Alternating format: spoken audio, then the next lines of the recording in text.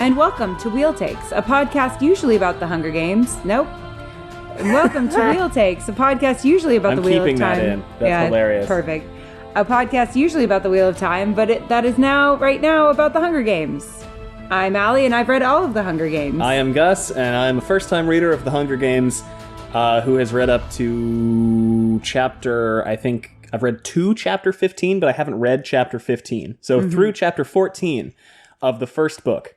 Yes.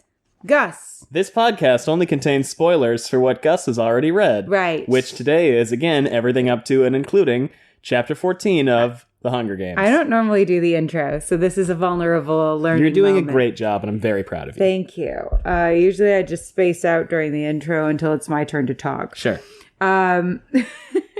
Gus. Yes.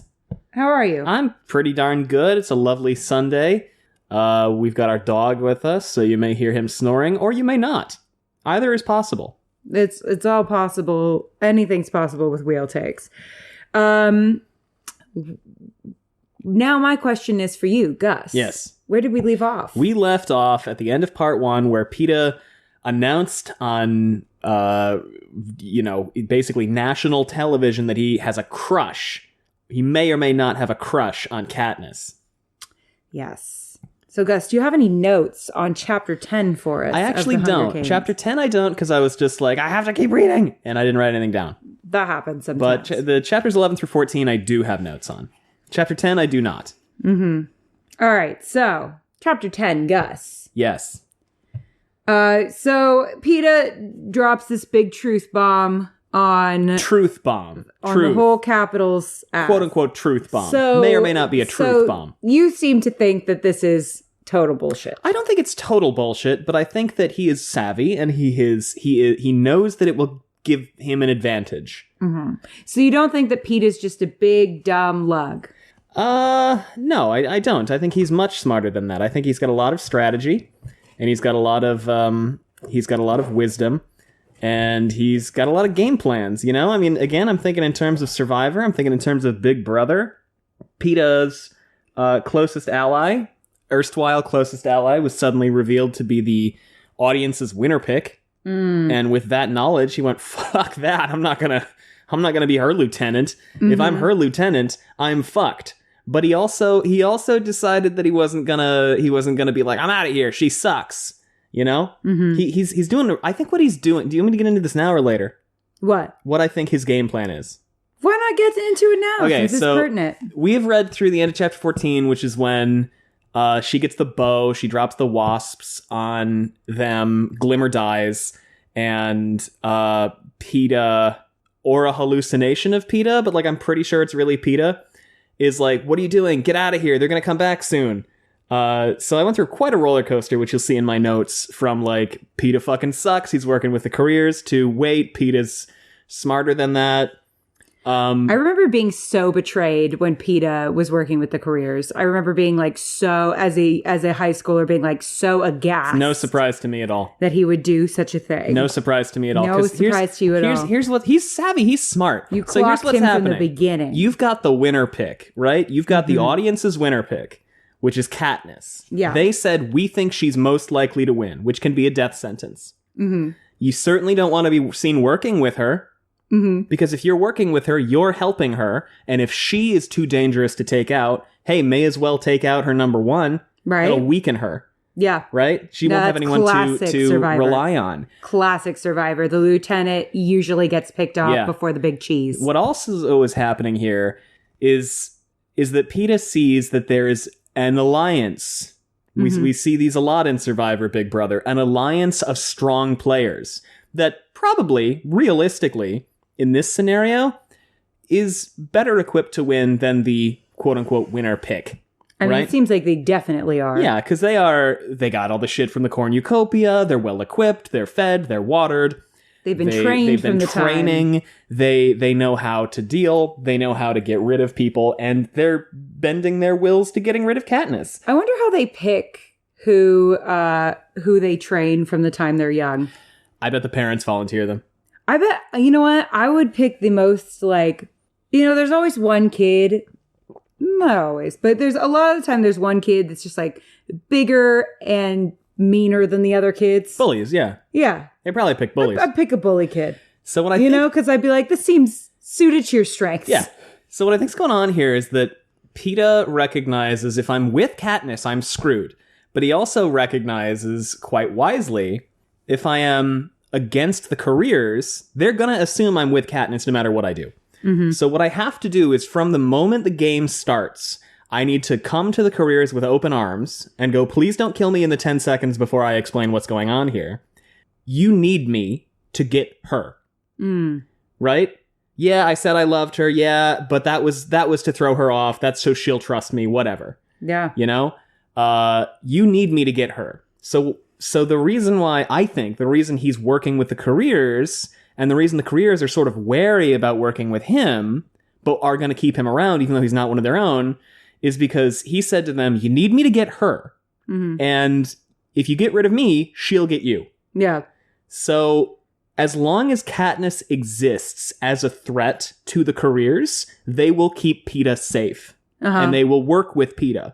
The second Katniss dies, they have Peeta's no use for Peeta. Fucked. Yeah. So Peeta is going to help them to an extent, but he's never going to want them to actually get Katniss. So when she gets back with the bow and he says, you need to get out of here, it's not, you're going to be killed. It's, I'm going to die if you stick around here. Because the second you're done, Cato's going to turn around and throw a fucking hatchet at my head. So this was not philanthropic on Peeta's part. This was nothing in the Hunger self-serving. Games. But here's the thing. Nothing in the Hunger Games can be purely philanthropic if you are operating within the bounds of the game. Sure. Nothing can be. Absolutely. Which is why I have to be... You don't think that Peeta is just like, let me lay down my life for Absolutely not. Absolutely not. I don't think anybody in this series is going to want to do that because... I mean, that'd be a hell of a crush to have on someone. It'd be a hell of a crush. It'd be a hell of, like, it is very difficult to sacrifice your life for a stranger who you know is also trying to kill you.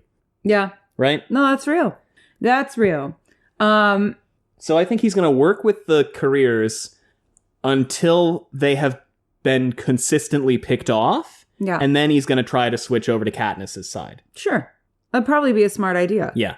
How much do you think that Haymitch is involved in this plan with Peeta? Because we don't know what Haymitch and Peeta have been doing in their sessions. I'm sure he's... what they've been discussing. I'm sure he's aware of it.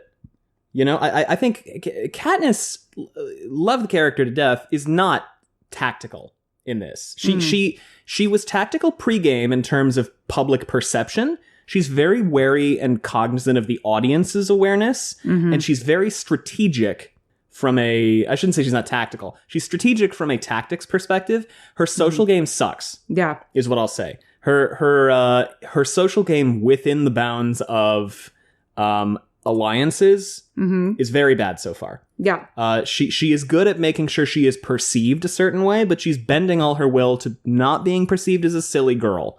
Mm-hmm. Which is a good point. I mean, she doesn't want to be underestimated or dismissed, but Peeta is thinking about the game as a social experiment. Right. Not an experiment, but a social strategy. Whereas she is thinking purely from a survival standpoint. Now, both of those can work in the Hunger Games, I think, but Katniss's approach is much more soul survivor oriented, and Peeta's approach is much more. Well, her approach is much more, I'm going to muscle my way through this no matter what. Mm-hmm. And his approach is much more, I'm going to let these people carry me to Final 5. Yeah. And then I'm going to turn on them when I think it's safe. Yeah. But she could never have done that either, I think is the thing. As soon as she got that 11, she could never have done that. Right. Because she was instantly going to be an outlier and instantly going to be, your people are going to want to give you. I mean, she gets a bottle of magic Eucerin. Yeah. Like, that's a huge gift. Yeah. Well, and I think Haymitch knows, like, Katniss is not a game player. No. You know, Katniss is, if we're using Survivor as a comparison, Katniss is the one that comes in and is like, I want to play a good, clean game. Yeah. You know?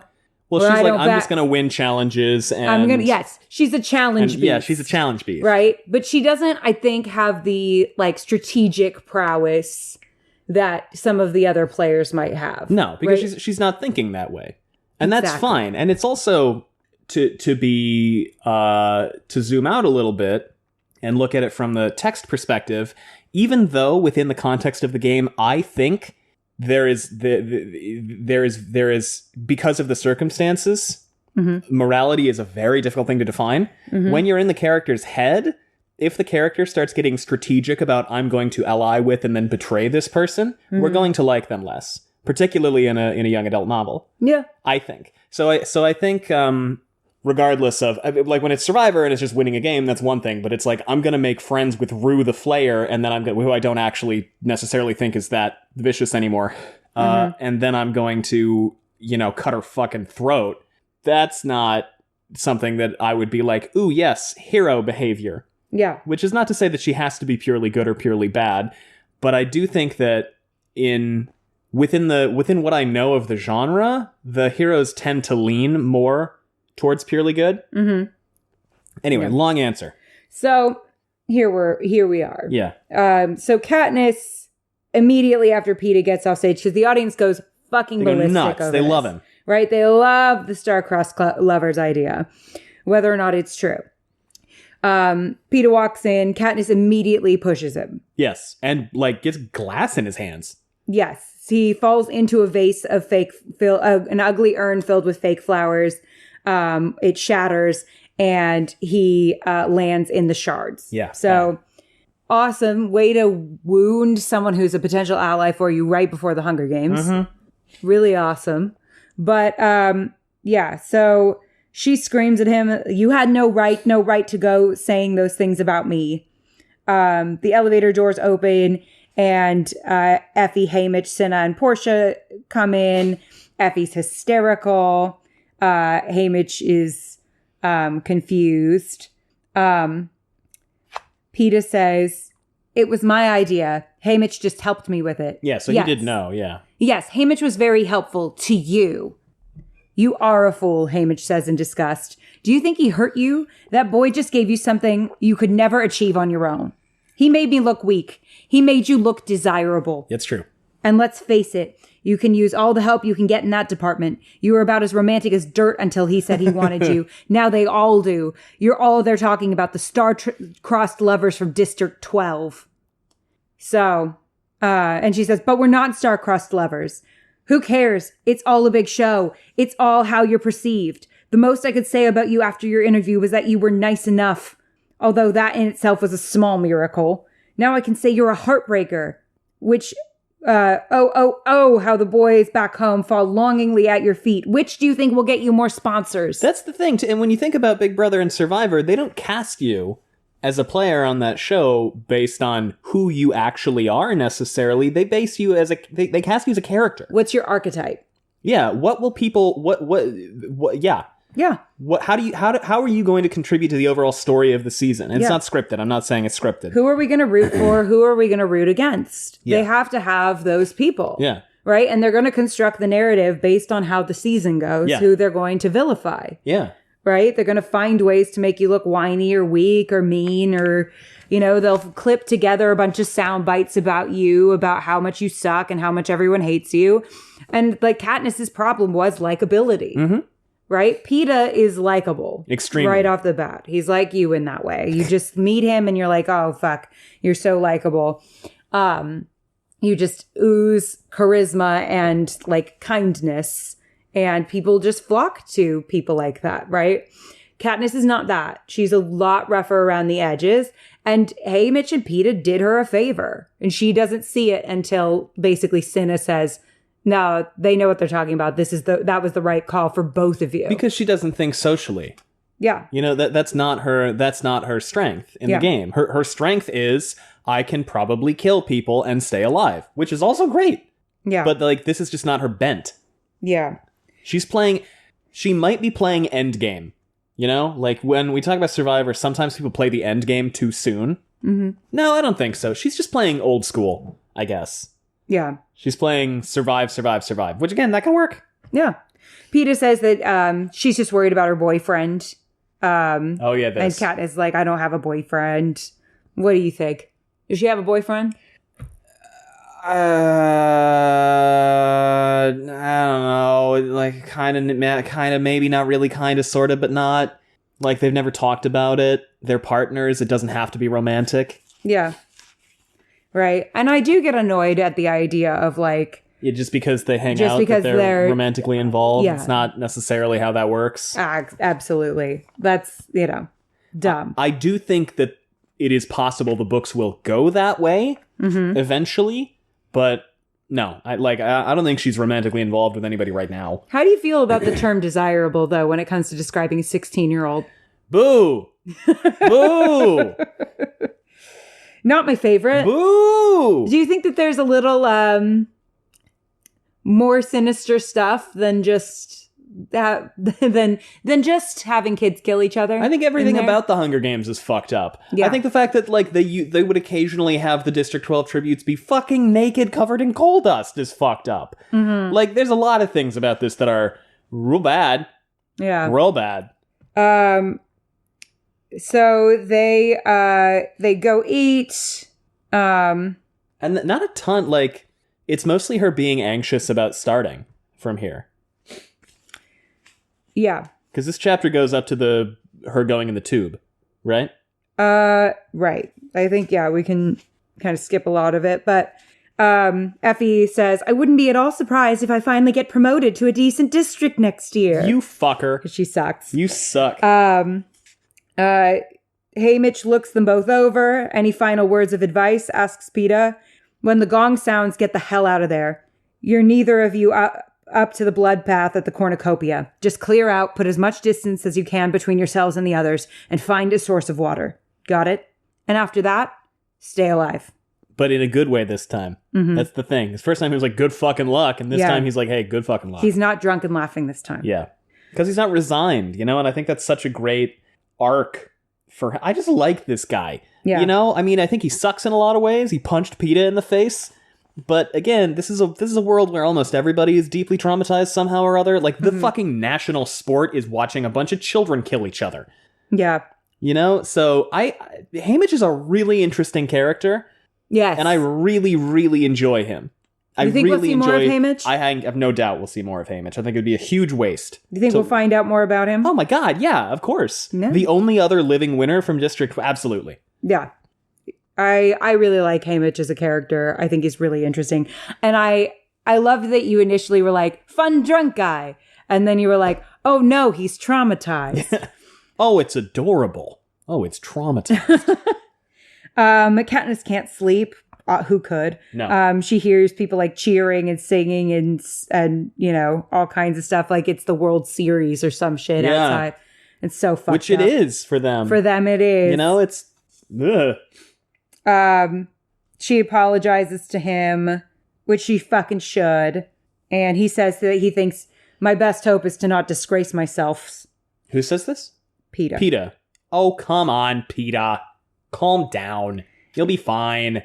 And he says... He's just worried that they're going to kill him before he gets a chance to explain. Right. Which is a big risk. Right. If he stands there on his disc at the cornucopia with his hands up, and then they just fucking arrow him in the face, he doesn't get to work with them. Yeah. He says, I want to die as myself. Does that make any sense? I don't want them to change me in there, turn me into some kind of monster that I'm not. He says before he goes to fucking ally with the... Okay. Immediately. And she asks, do you mean you won't kill anyone? No, when the time comes, I'm sure I'll kill just like everybody else. I can't go down without a fight. He executes someone in like a chapter. He does. He doesn't just kill them, he executes them. They're already down. He goes back and is like, let me finish her off. Okay, but could that be interpreted as mercy, though? Yes, it could be. If she's like bleeding out, I mean, wouldn't you want a quicker death? No, yeah, I'm just saying. He's like, I'm sure I'll kill when the chips are down. Well, but the way he presents it is like, I'll go make sure she's out. Well, and that's also an opportunity to prove yourself to this group, right? Certainly. They talk about the guy who went cannibal. Yeah, that was fucked up. From District 6 called Titus. Oh, good reference. He went completely savage. I know it is a good reference to Titus Andronicus. The game makers had to have him stunned with electric guns to collect the bodies of the players he'd killed before he ate them. There are no rules in the arena, but cannibalism doesn't play well with the capital audience. I bet not. So they tried to head it off. So we love children killing each other. But we draw the line eating each other, that's at children eating each other. I mean, to be fair, it is. Yeah, and then so they think that the games were rigged, that the avalanche that finally took Titus out was specifically engineered to ensure the victor was not a lunatic. Yeah, well, fair. Right, because, some As fair as anything. plenty of people come out of the Hunger Games, I'm sure, really well-adjusted individuals. Yeah, I'm sure most winners are doing great. Haymitch is certainly thriving. No, he's definitely an outlier, yeah. They put a tracker in Katniss. Katniss doesn't see him in the morning. But first, he wants to prove that I'm more than just a piece in their game. And she says, but you're not. Nice, Katniss. He's probably about to die. Could we maybe be a little bit kinder? She is a blunt person, and we love that for her. Yeah, but she says, care about what Haymitch said about staying alive. Yeah. And they fight a little bit, and he says, give my mother my best when you make it back, will you? Oh my god, Peeta. It's a good strategy. It is. I'm not oh my godding because it's not a good idea. It's more like, oh my god, Katniss, are you falling for this? Is he that handsome? Like you. Oh, stop. Yeah, I think... Yeah, she gets a little mean to him in a way where I think she's just like, don't do anything stupid, just as a fuck you. Focus on staying alive. Yeah. But he's really just looking to find a way to comfort himself, and she's not giving that to him. Yeah. So, yeah. I see her point, but also, it's good writing, right? They both have a point. Yeah, no, they're both coming from a good place. Absolutely. But they can't get on the same page because they have different priorities in that moment. So yeah, they put a tracker in her arm. They get on this hovercraft. The ride lasts about half an hour before the windows black out, suggesting that we're nearing the arena. She goes with Cinna into what they call the launch room. In the districts, it's referred to as the stockyard, the place animals go before slaughter. Not great. Apparently, it's popular to go on vacation to former Hunger Games places. Up. You can even take part in reenactments. That's so fucked. Go see where the bodies were found. Yeah. Oh my god. So Cinna gives her an outfit. But he has no say in what her outfit will be. But there's pants, a blouse, all kinds of stuff. He gives her the gold Mockingjay pin from his pocket. Yes. And that was like a nice thing for him to do.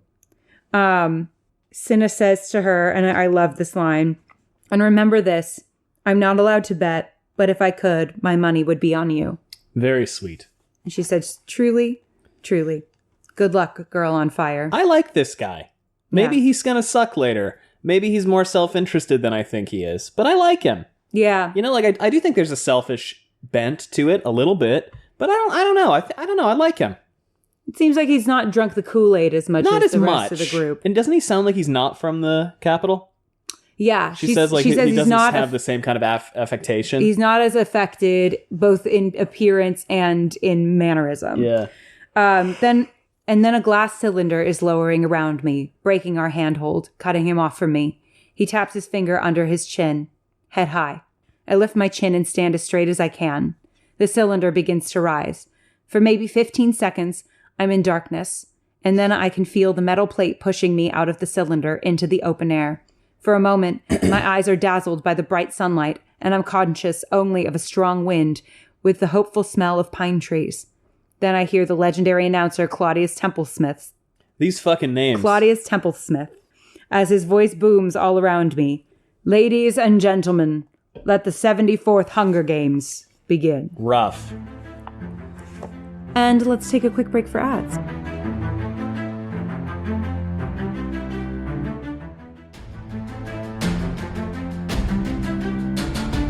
Chapter 11, Welcome Gus. back. Sorry. That's okay. Welcome back. Chapter 11, Gus. Yes. Do we have some notes for it? We have some notes. But first, any thoughts about that last chapter? No, it's a link. It's no, not really. It was good. It was anticipation. It built suspense and tension, and now we're here. Yeah. So having a bow really won't matter if you're fucking dead. That is very true. Rip Boy 9 died for a goddamn backpack. You know, I get the impulse. Yeah. I get the impulse. That's why it's there. Yeah, It's there that's to the tempt point. you Yeah. into open combat, right? Yeah. It's there to make the very beginning exciting. It's also messed up. It's like how a lot of the beginnings of Survivor now take place on a boat or something where they're all running around trying to get the food. marooning, and they specifically make people fight over stuff. Yeah. Yeah. They want to cause tension and conflict. They want people to mess up in the beginning to become targets. Yes. That's the whole point. 11? Okay, holy shit. So I guess I'm not going to have to remember many names. No. Half of them die in the first right away. chapter. And then the fire, and then I wrote, girl, don't build a fucking fire. Your mentor must have given up the moment she looked at you. Oh my God. I know. Could you imagine being her mentor and seeing her build a fire and you're like, fuck, I should have told her that. And I wrote, You'd think you'd write down all the really important shit. Don't You'd be like, this is your pamphlet. Yeah. And I wrote, oh, would you look at that? Peeta's working with the big bad careers. I'm so fucking surprised. Do we know which district that girl was from, the fire building girl? Yes, I think also District 9. I don't remember. Yeah, so we'll double check. It's a district that doesn't do well, probably. No, definitely not one that does well. No. No, it might have been... I don't remember. I just remember... I want to look something up. Okay. Yep. Is this something you can tell me? Nope. Okay. I just wanted to see something. Okay. So, anything else? No. All right. 60 seconds. That's how long we're required to stand on our metal circles before the sound of a gong releases us. Step off before the minute is up, and landmines blow your legs off. Fun. That sucks. Yeah. Talk about a false start. Mm-hmm. It's literally a cornucopia. It's like a giant golden horn with a curved tail. By the way, you know the Fruit of the Loom clothing line? Yeah. You know there's no cornucopia on the logo? There's wild. No horn. It's just fruit. Wild. Yeah, everybody, it's one of those Mandela effect things where people... Where you're like, oh, there must usually be. no, it's a cornucopia. It's got the horn. Just fruit. Huh. That's so wild. Yeah, because there are things like that where you're like, I swear to God, it's this way. I was taking a quiz on TikTok recently where I was like, what is the original logo? What does it look like? And I had a hard time more times than not. I guess your brain just fills stuff in that it wants to see, right? Yeah. The dog is up. The dog is coming over here. Blessed. Oh my God. He's putting his face in the microphone, and now he's down. He wants to cuddle with me. Oh my God. This is still so new that he's comfortable enough to really want to cuddle. Mm-hmm. So she is kind of looking around. She's getting really tempted. Yeah, of course she is. There's a bow. Because she knows that if she doesn't get it, someone else will. That the career tributes who survive the bloodbath will divide up most of the life-sustaining spoils. And of course, there's a bow right there that it's for her. For her, explicitly for her. That's mine, I think. It's meant for me. I'm fast. I can sprint faster than any of the girls in our school, although couple can beat me in distance races. But this 40-yard length, this is what I'm built for. But I know I can get out. It. This is the problem. Yeah, you can get there. Can you get out? Yeah, that's the thing, right? Is that once she runs in, she's in this giant horn. Yep. That's a small space, right? She would have to fight her way out. Yep. And are they going to let her fight her way out? I could see a world in which they gang up on her, right? Yep. But then the question is, like you said, how quickly can I get out of there? By the time I've scrambled up the packs and grabbed the weapons, others will have reached the horn, and one or two I might be able to pick off. But say there's a dozen. Which there are. At that close range, they could take me down with the spears and the clubs. Probably more than a dozen. It's probably 15 or 16 of them. It's almost everyone went for it except her. And she thinks she wouldn't be the only target. I'm betting many of the other tributes would pass up a smaller girl, even one who scored an 11 in training to take out their more fierce adversaries. I don't know about that. And she thinks Hamish has never seen me run. Maybe if he had, he'd tell me to go for it, get the weapon. No. Yeah, no. No, he wouldn't. Sorry. So her minute's almost up and she has to decide her strategy when suddenly I notice Peeta. He's about 5 tributes to my right, quite a fair distance. Still, I can tell he's looking at me, and I think he might be shaking his head. But the sun's in my eyes, and while I'm puzzling over it, the gong rings out. So he's basically like, Don't do it. Fucking do it. Well, here's the thing. If she goes for it, she's going to see what he's doing. Yeah. I think this is two-pronged. He wants her to stay alive because she is his meal ticket. Yeah. But also, he doesn't want her to pick up on his strategy. Yeah. So she goes. I wonder why he didn't tell her about the strategy. No, because she wouldn't have trusted him. Probably. Yeah. Because he could have told her, like, I'm going to play up like we are... No, yeah, of course he didn't tell her. Because he was like, hey, I'm going to tell them that I'm going to get you killed. Then she would be like, then you're my number one target. Goodbye. Right. Yeah, okay, that's why. Mm-hmm. So, and she's like, I've missed it. I missed my chance. She gets mad at Peeta for distracting her. You would have died. Definitely. You totally would have died. Definitely would have died. And that becomes real clear in a sec. So she says, my feet shuffle for a moment, confused at the direction my brain wants to take. And then I lunge forward, scoop up the sheet of plastic and a loaf of bread. The pickings are so small, and I'm so angry at Peeta for distracting me that I sprint in 20 yards to retrieve a bright orange backpack that could hold anything because I can't stand leaving with virtually nothing. I love that it's bright orange. That's not helpful. It's not helpful. She rubs mud on it later. Yeah, that's going to make you such a target. Yeah. A boy, I think from District 9, reaches the pack at the same time I do. And for a brief time, we grapple for it. And then he coughs, splattering my face with blood. That is gruesome. I stagger back, repulsed by the warm, sticky spray. Then the boy slips to the ground. That's when I see the knife in his back. Already other tributes have reached the cornucopia and are spreading out to attack. Yes, the girl from District 2, 10 yards away, running toward me, one hand clutching a half-dozen knives. What son is this? Is this Glimmer? Meet Clove. Her name is Clove? Mm-hmm. Okay. I've seen her throw in training. She never misses, and I'm her next target. Run! All the general fear I've been feeling condenses into an immediate fear of this girl, yes. This predator who might kill me in seconds. Yes. This is honestly a really good wake-up call, and you got really fucking lucky. You really got fucking lucky. Adrenaline shoots through me. Oh my God, can you imagine Haymitch watching and being like, I fucking told her to go. Idiot. I fucking told her to get out of there. It's like when you watch Survivor and like day one, somebody goes like, I'm gonna put my name out there as the decoy target. And you're like, no, you idiot. When your name goes around once, it goes around again. Yeah. And it can easily flip to the quote unquote decoy target because they're like, well, they're cool with it. Yeah. Uh-huh. There's a guy on one of the seasons who his strategy on day one was, I'm going to tell people I'd like to be voted out first. He was voted out first. I'm shocked. What a shocking turn of events. Adrenaline shoots through me and I sling the pack over one shoulder and run full speed for the woods.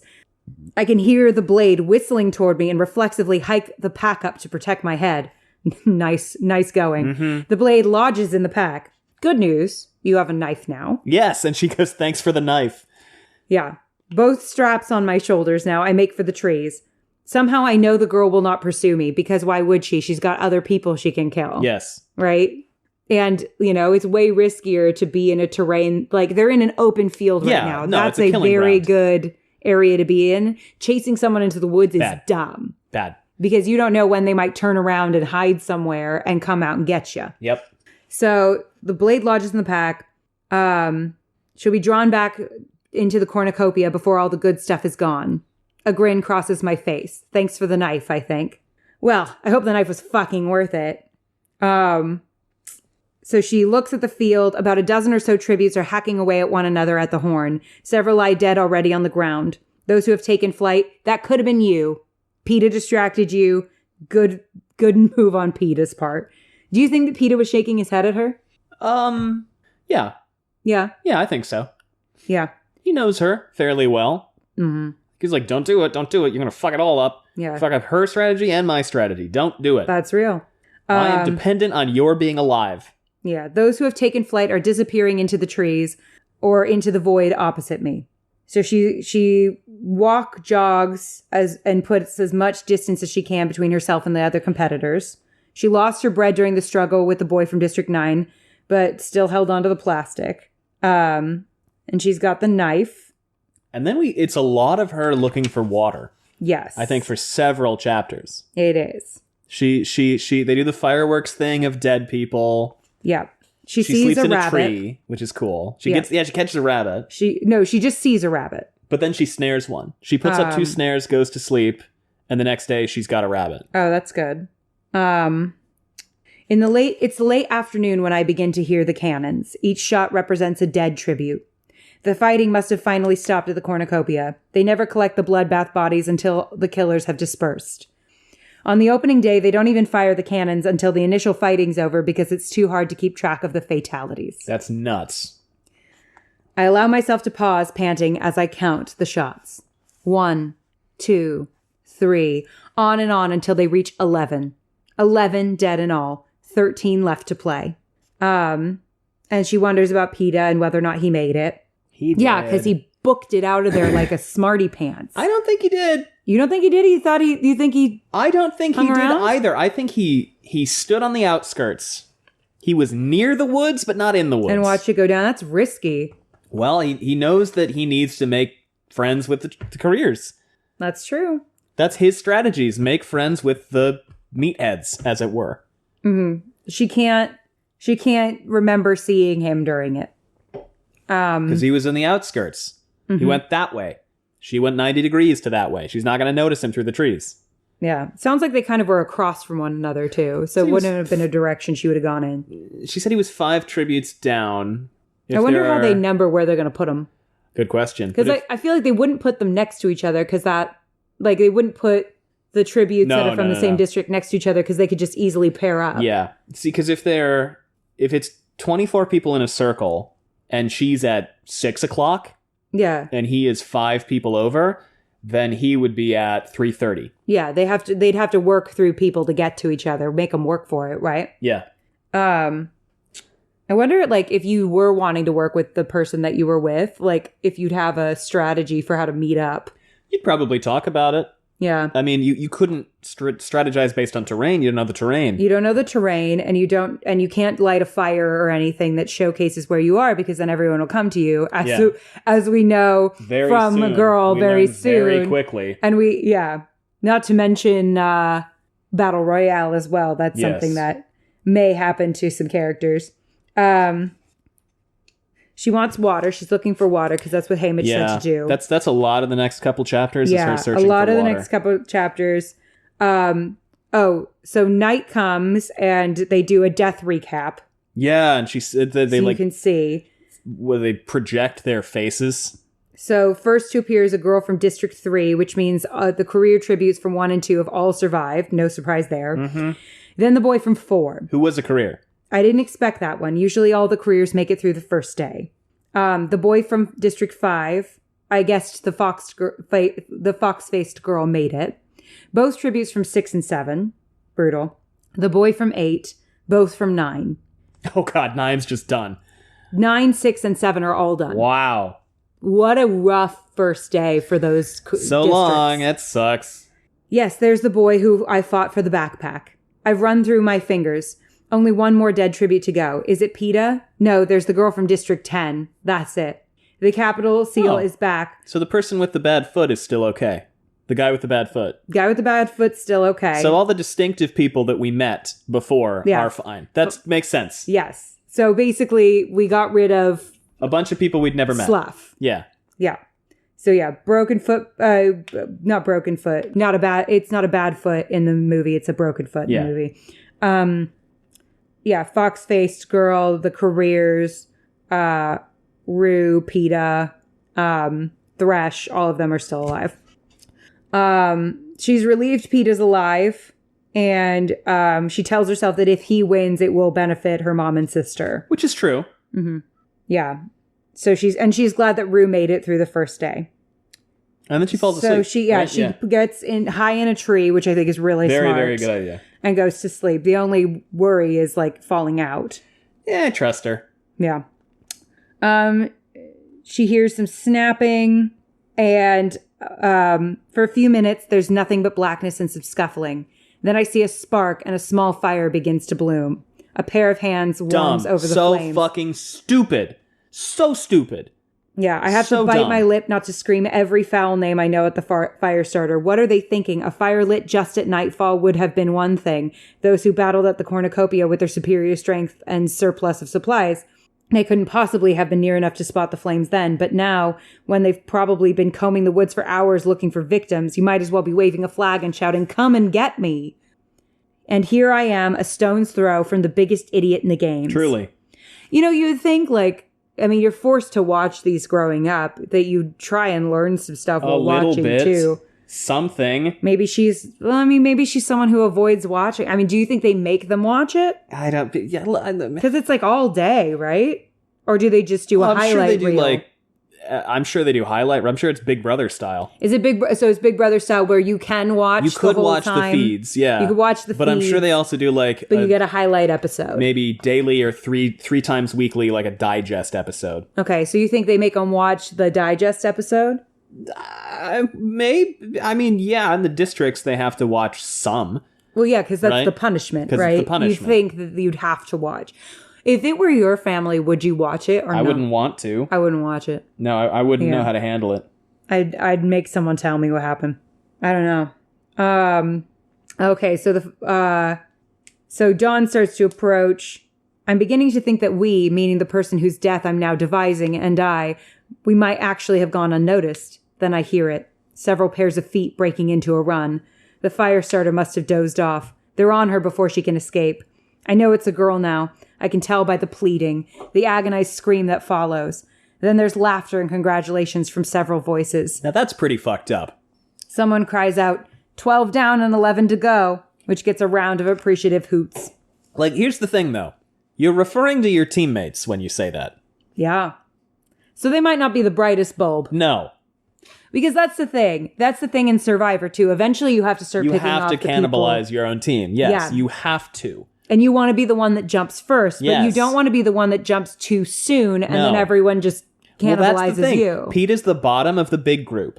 That's the best. And that's a good place to be. That's the best position provided that they are smart enough to realize they would need him as a number. Yes. Well, here's the thing. But they could also be too stupid to realize that. Right. And not turn on each other until the very end. Another difference between Survivor and the Hunger Games is that in Survivor, it has to be a majority. Mm-hmm. Unless there's an idol. Yeah. But in the Hunger Games, you can just kill someone. Mm-hmm. So you don't need numbers, per se. They're helpful, but you don't need them. Yeah. So Katniss is they're fighting in a pack, and she's not really surprised. Often alliances are formed in the early stages of the games. The strong band together to hunt down the weak. Then when the tension becomes too great, begin to turn on one another. I don't have to wonder too hard who has made this alliance. It'll be the remaining career tributes from districts 1, 2, and 4. 2 boys and 3 girls. The ones who lunched together. So they check the girl for supplies. Nothing good. Katniss wonders if the victim is Rue, but decides that she's too smart for that. She is. Rue the Flayer. And she hears the pack heading toward her. But she's well concealed in a clump of trees. But the careers stop in the clearing about 10 yards from my tree. They have flashlights, torches. I can see an arm here, a boot there. Through the breaks in the branches, I turn to stone, not even daring to breathe. Have they spotted me? No, not yet. I can tell from their words their minds are elsewhere. Shouldn't we have heard a cannon by now? I'd say yes. Nothing to prevent them from going in immediately. Unless she isn't dead. She's dead. I struck her myself. Then where's the cannon? Someone should go back. Make sure the job's done. Yeah. We don't want to have to track her down twice. I said she's dead. An argument breaks out until one tribute silences the others. We're wasting time. I'll go finish her and let's move on. I almost fall out of the tree. The voice belongs to Peeta. Suze knows where to end her chapters. Suze loves a button. Suze crushes buttons. Suze takes a shot after every chapter. Why is this your new bit? I've decided that because you know that feeling... You've written things. When you write something and you're like, that's fucking gold. Have you ever had that feeling where you're like, that line, and then sometimes you read it back later and you're like, that's trash. Actually garbage. Yes. Or sometimes you'll turn to me and go, I know that line's super awesome, but it's not doing what you think it's doing. Yeah. But there's that feeling of I'm fucking genius. I'm going to take a fucking shot. You just... See, I hate shots. I hate shots too. But it's you want something, you're like, I want to just toast to my own awesomeness in a moment. Suze does that every goddamn chapter. She's so good. Yep. And now we're going to break for ads.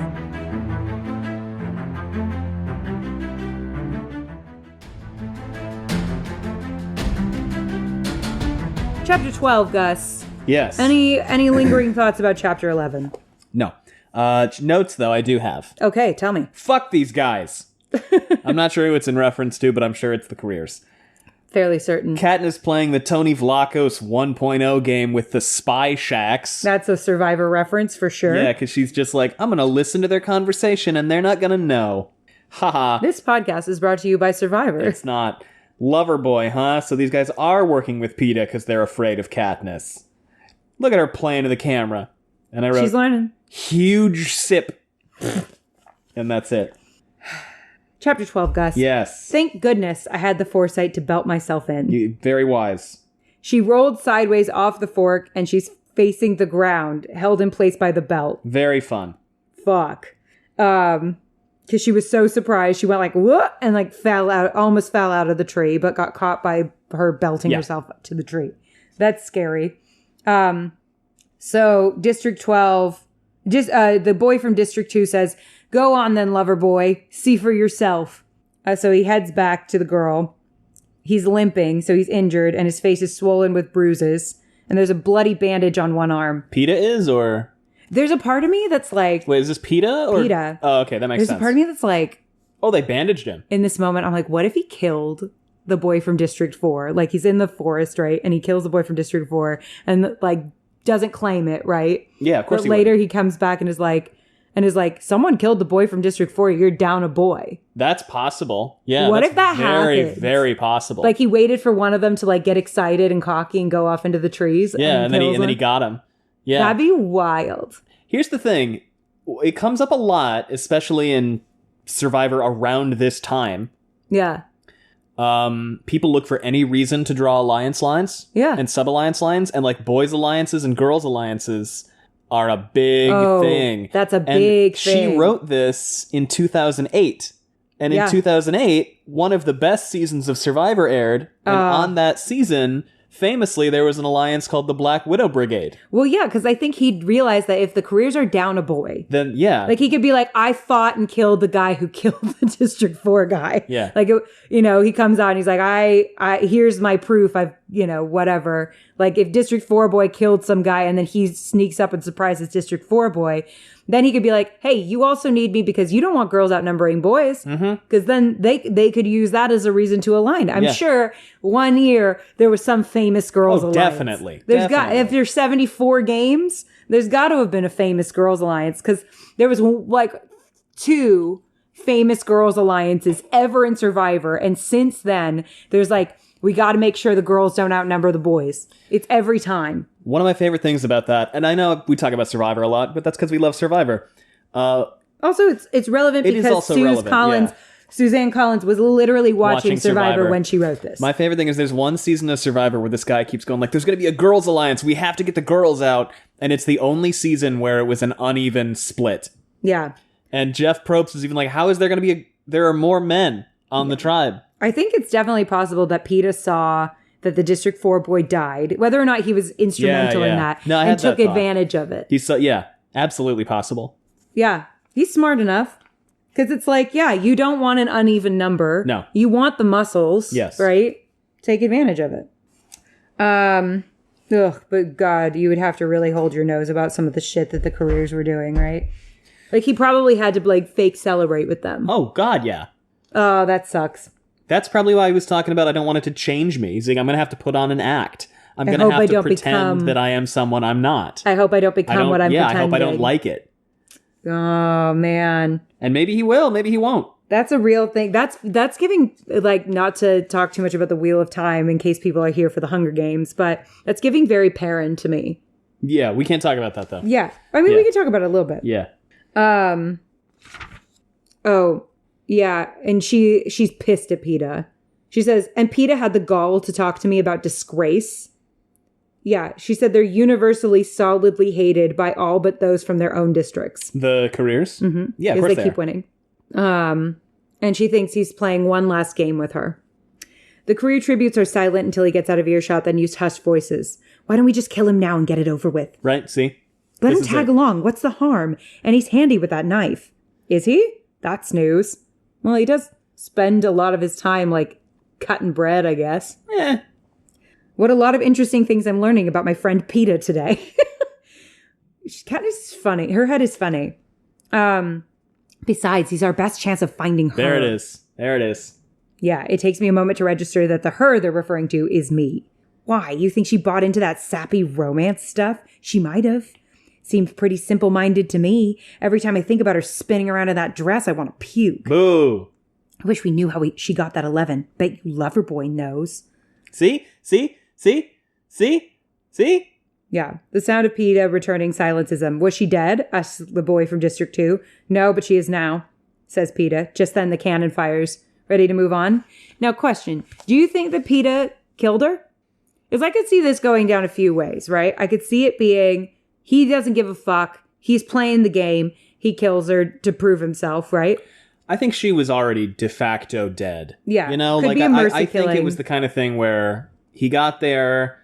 If she had a chance, he could have been like, get out of here. Like she got away. Yeah, and been like, oh, well, no, she's I alive. went back and she was gone. But I think that if he found her and she was like gasping out her last, then he was like, this is bad. I gotta put you out. Yeah, you're done. Sorry. I could see that, or I could see, here a world in which if he's really gentle baby Peeta, like he's holds her hand while she dies. Yeah, that's possible too. Could see a world in which, like, if she's like at the end, I think one of those three things is definitely a possibility.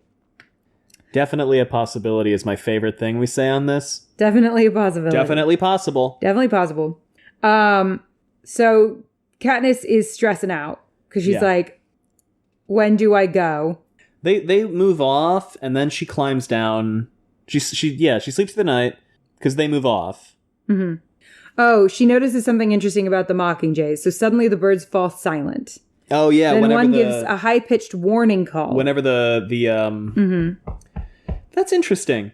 Mm-hmm. That the mockingjays always signal the capital showing up. Yeah. They always signal it. When a hovercraft is coming. Yeah, they always signal that. A single note warning call. Which makes me feel like maybe that was somehow like counter-engineered by the resistance. Could be. During the war. That'd be really interesting, wouldn't it? Yeah. Yeah.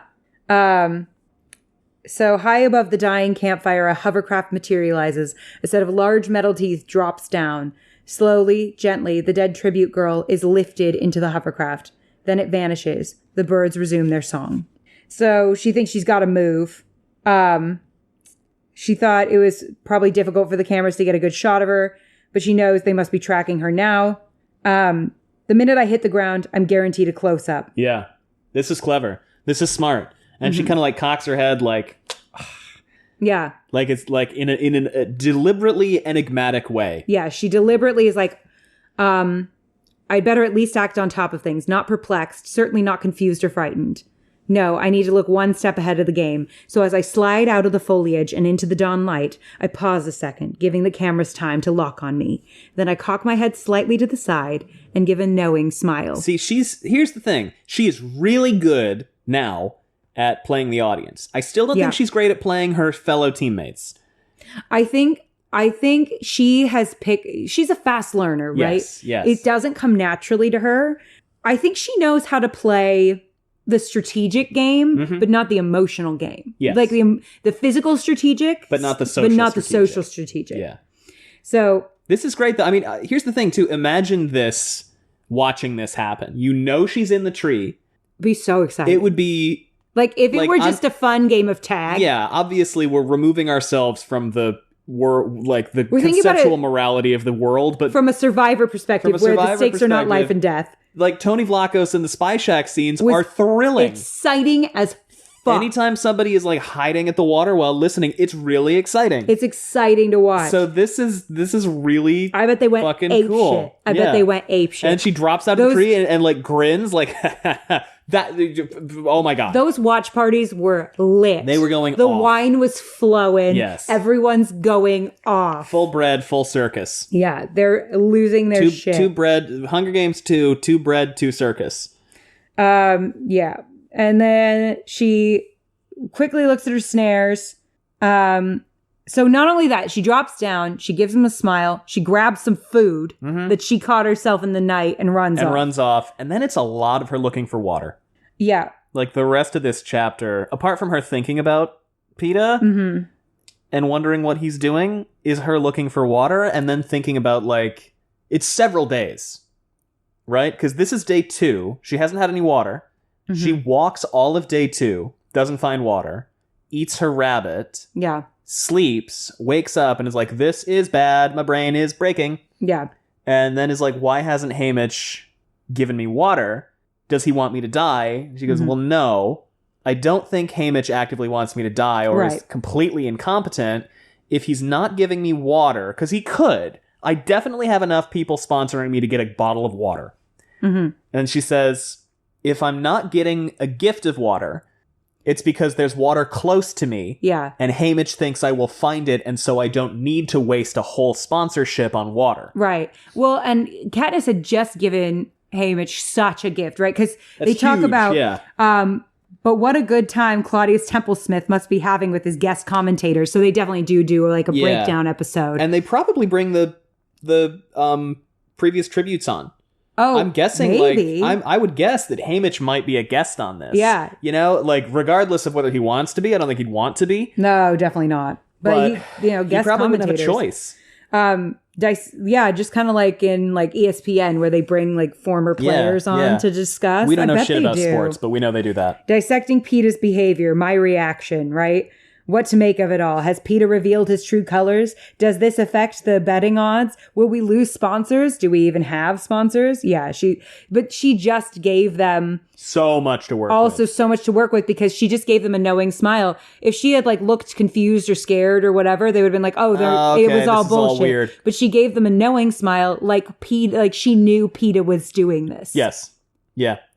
So she knows, like, I just gave them gold sponsorship shit. Yeah, this is going to play so well. Yeah. She just did herself and Peeta a favor because she could have blown up this whole spot. No, she's getting better. She's helping. Learning. She's helping Haymitch. Yeah. She's dehydrating fast. The day wears on. Yeah.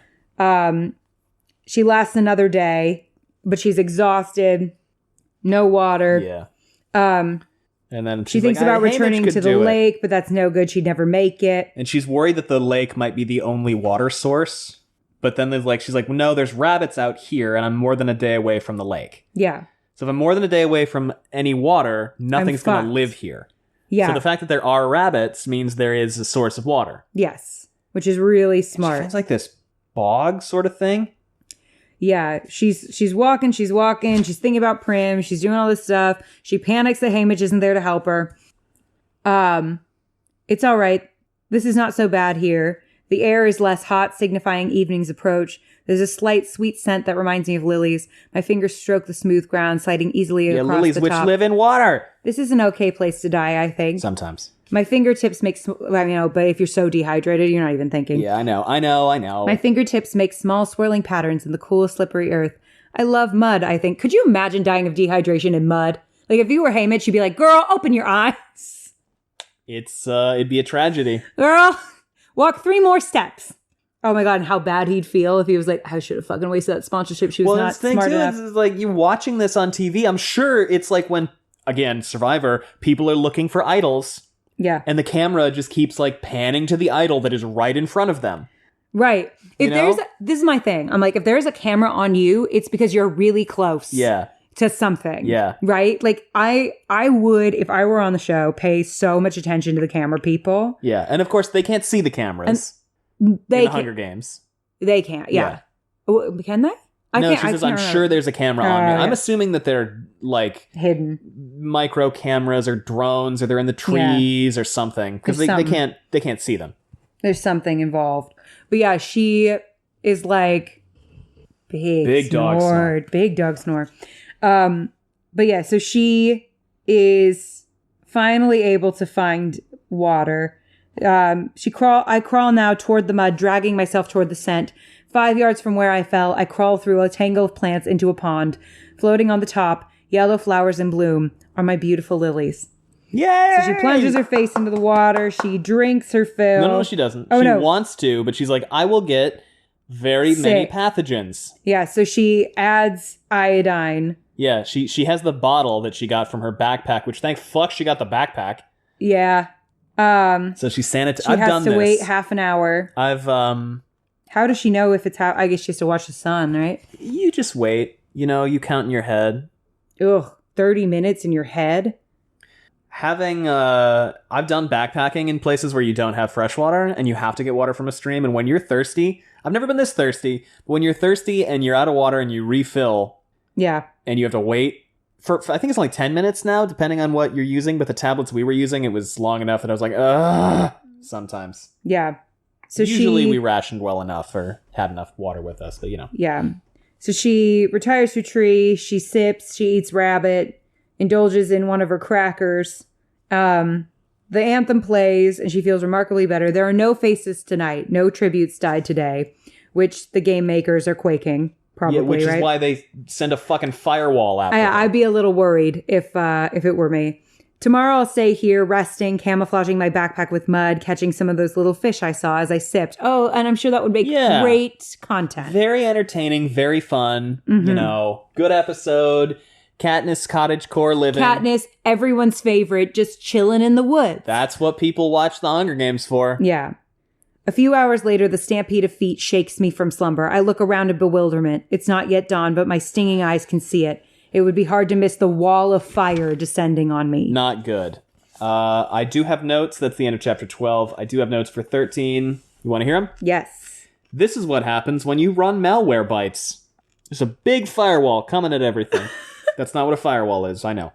Kind of seems like revenge for the pig arrow. Yeah, I think it serves a few purposes. One, I'm thinking about this from like a producer's perspective, right? Yeah. If you're doing reality TV, you don't want a boring episode. No. Right? Like you rely on the drama. Yeah. Like there have literally been producers that have come out and been like, yeah, for those girls on The Bachelor, like they've said to me, have us drive them around until they cry. Yeah, it's extremely manipulative. It's extremely manipulative, right?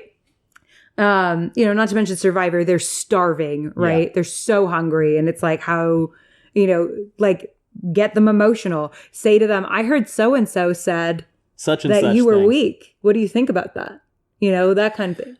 I don't know if it goes that far. They will I think on Survivor, they only share information that the contestants already know. Right. But, they will manipulate Tell us things. how you felt about this conversation where this person said this to you. And they'll definitely be like, oh, no, you're totally safe. Yeah.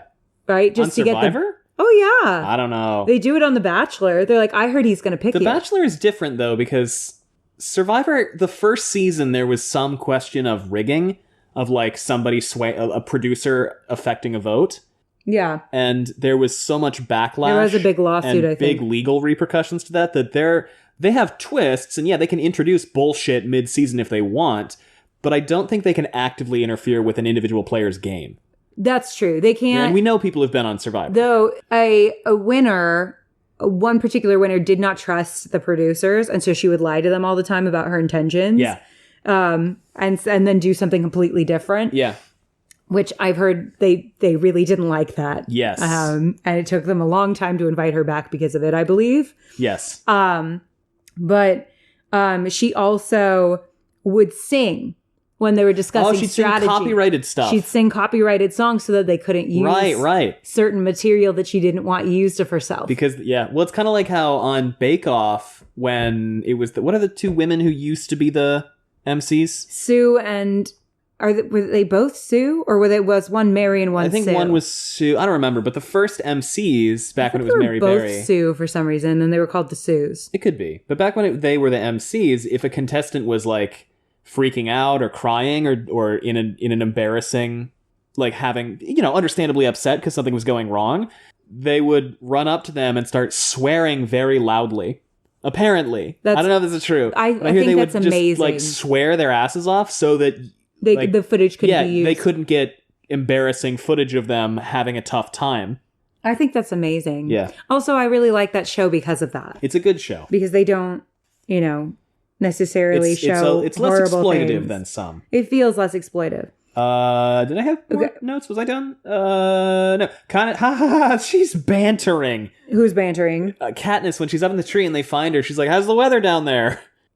Right? Yeah. See, look, Peeta's like, let her stay up there, because, maybe she'll sneak away, and, she's totally not going to, but if you catch her, then you're going to kill me, so let's just go to sleep. Yeah, exactly. And I wrote, the flare has arrived. Yeah. The flare has arrived. Yes. Although I have Rue. started to shift my opinion on Rue. Have you? Yes. What do you think now? I think she's a avatar for Prim to Katniss. I think they are going to team up, and I'm kind of back to my original theory of Peeta's true colors, as it were, are going to come out when he betrays and kills Rue. That could be. So, Katniss runs through the woods. All I can do is follow the others, the rabbits and deer, and I even spot a wild dog pack shoot through the woods. Terrifying. Yeah, I bet they don't mind if wild animals kill them. No, right? I'm sure they don't. I'm sure it's great TV. Ugh. You know, like, I'm not happy about So that, but horrible. it's Rome, right? Rome is going to throw them to the lions. This was no Tribute's campfire gone out of control, no accidental occurrence. The flames that bear down on me have an unnatural height, a uniformity that marks them as human-made, machine-made, game-maker-made. Things have been too quiet today. No deaths, perhaps no fights at all. The audience in the Capitol will be getting bored, claiming that these games are verging on dullness. That's the other thing, though, is it's a big arena, and half of them already died. So they Right. don't need nearly as much space. Right, exactly. Well, yeah, and so I think it serves a couple purposes. One, it's revenge on Katniss. Yes. Right, but you can't have one of your most exciting players on the periphery.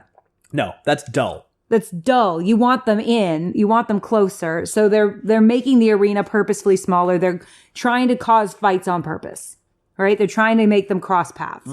She's not in a spot that is convenient to them.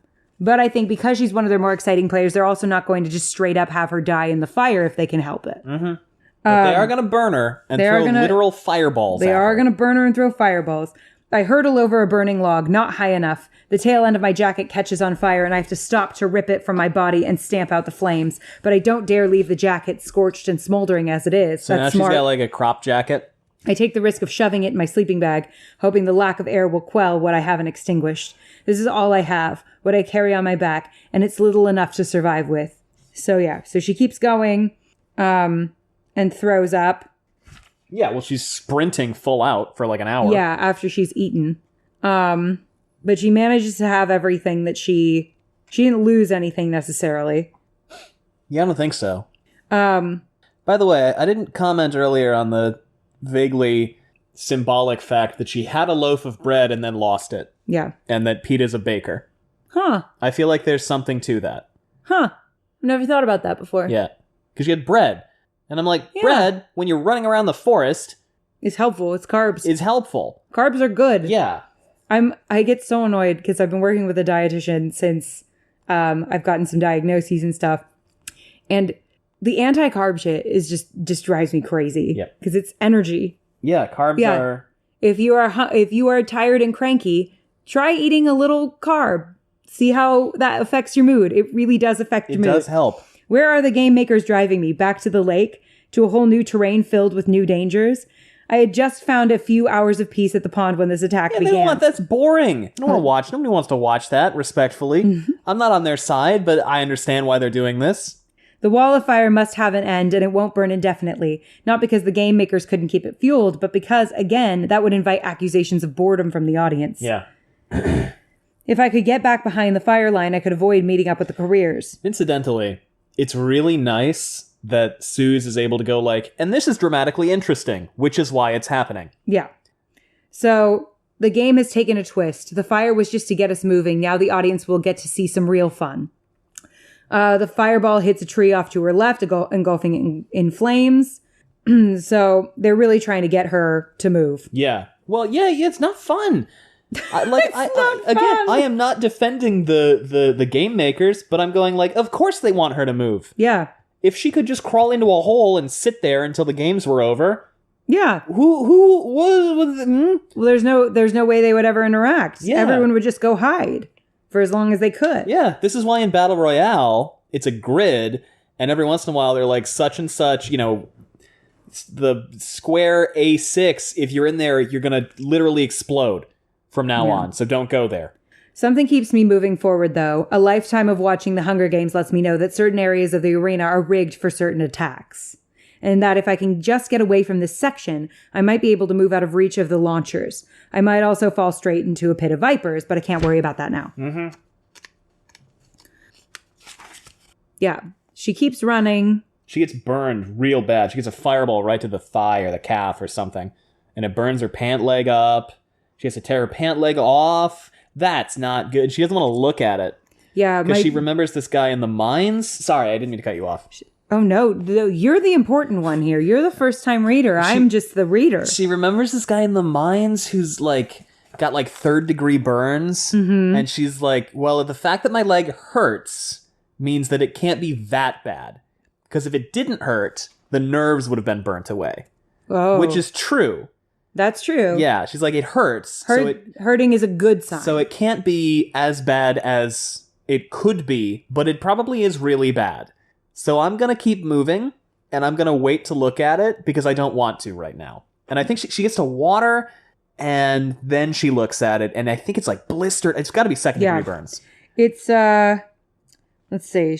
Her pants leg was on fire. You got to get that out of there. She rolls a leg back and forth on the ground, which stifles the worst of it. But then, without thinking, I rip away the remaining fabric with my bare hands.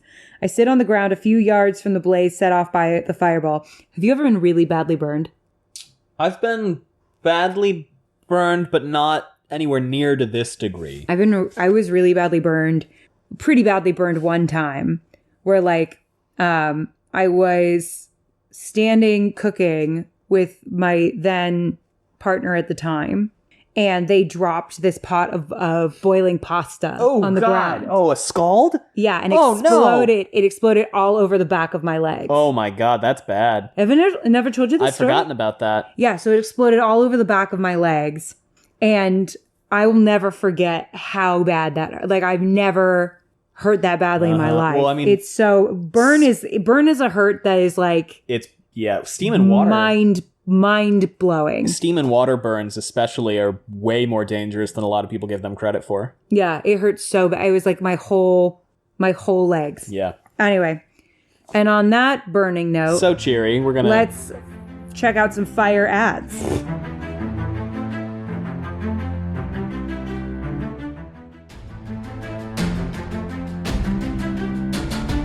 So, I sit on the ground a few yards from the blaze set off by the fireball. Welcome back. Oops, sorry. My calf is screaming. Everyone's like, this is the weirdest ad I've ever heard in my life. My hands covered in red welts. I'm shaking too hard to move. If the game makers wanted to finish me off, now is the time. But this wouldn't be the interesting time to finish me off. No, because if they just wanted to vindictively kill you, sure. But they don't. No, because that wouldn't be interesting. No, it would be depressing and like, no, come on. Yeah. They are evil storytellers, but they're storytellers. Yeah. It's more interesting to have you die in a more climactic way. Yeah. I mean, they want the more interesting people to make it to the end. Yes. They want the favorites to make it as far as possible. Yes. The worst thing is when you lose a favorite in Survivor at like the merge. Which always does happen, but yeah. Yeah, well, you lose one at the merge, right? And then, like, you lose one pre-merge, right? Somebody big at the merge. And then you kind of want, like, a couple episodes where they're picking off some, like, more dead weight. Yeah. And then you want, like, a big ramp up to the end. See, what really fucking sucked is there's one season of Survivor where something called Advantage-Geddon took place. Advantage-Geddon was they had so many idols and like immunity things and various things, advantages in play that at a certain tribal council, which is where they go to vote people off, every single competitor was immune except for one. Yeah. And that person went home, and that person was a huge, huge time fan favorite, but they just had to go home without getting any votes for themselves, without anything except that they didn't play, island, go find the whatever fast enough. Yeah. You don't, like, I feel like the, like, random fires and stuff, like, if they picked off somebody that was not a favorite, like, that's unfortunately, like, thinning the herd. Yeah. Right? That'd be like, nah. But they want Katniss to die if she's going to die in, like, a really dramatic way. Dramatic, heightened I mean, what way, they want. and then Peeta finds her and cries over her body. Like, that's what they want. And or what they really want is Peeta versus Katniss. Yeah. At the very end. Something like that. So they don't want her to die here. Like No. if she were not an interesting character to them, Yeah, though, they might have fireballed her. easily they could have been like, fireballer, who cares? Yeah. Right? The audience loves a good fireballing. Yeah. Of someone no one cares about. Oh, no, there they go. Who was that? I don't remember. Some Like nobody. District 11? I don't know. Yeah. Interestingly, I have to point out, we haven't seen Thresh at all. Yeah, we haven't. I hear Cinna's voice carrying images of rich fabric and sparkling gems. Katniss, the girl who was on fire. Yeah. Okay, they definitely They did this on purpose. were like, opportunity. Yeah. What a good laugh yeah. the game makers must be having over that one. I know he couldn't have foreseen this. Must be hurting for me because, in fact, I believe he cares about me. What do you think? I don't think everybody can suck. Mm-hmm. I think there has to be at least one not sucky person in the Capitol, and it might be him. I like him. Yes, I think he's a good guy.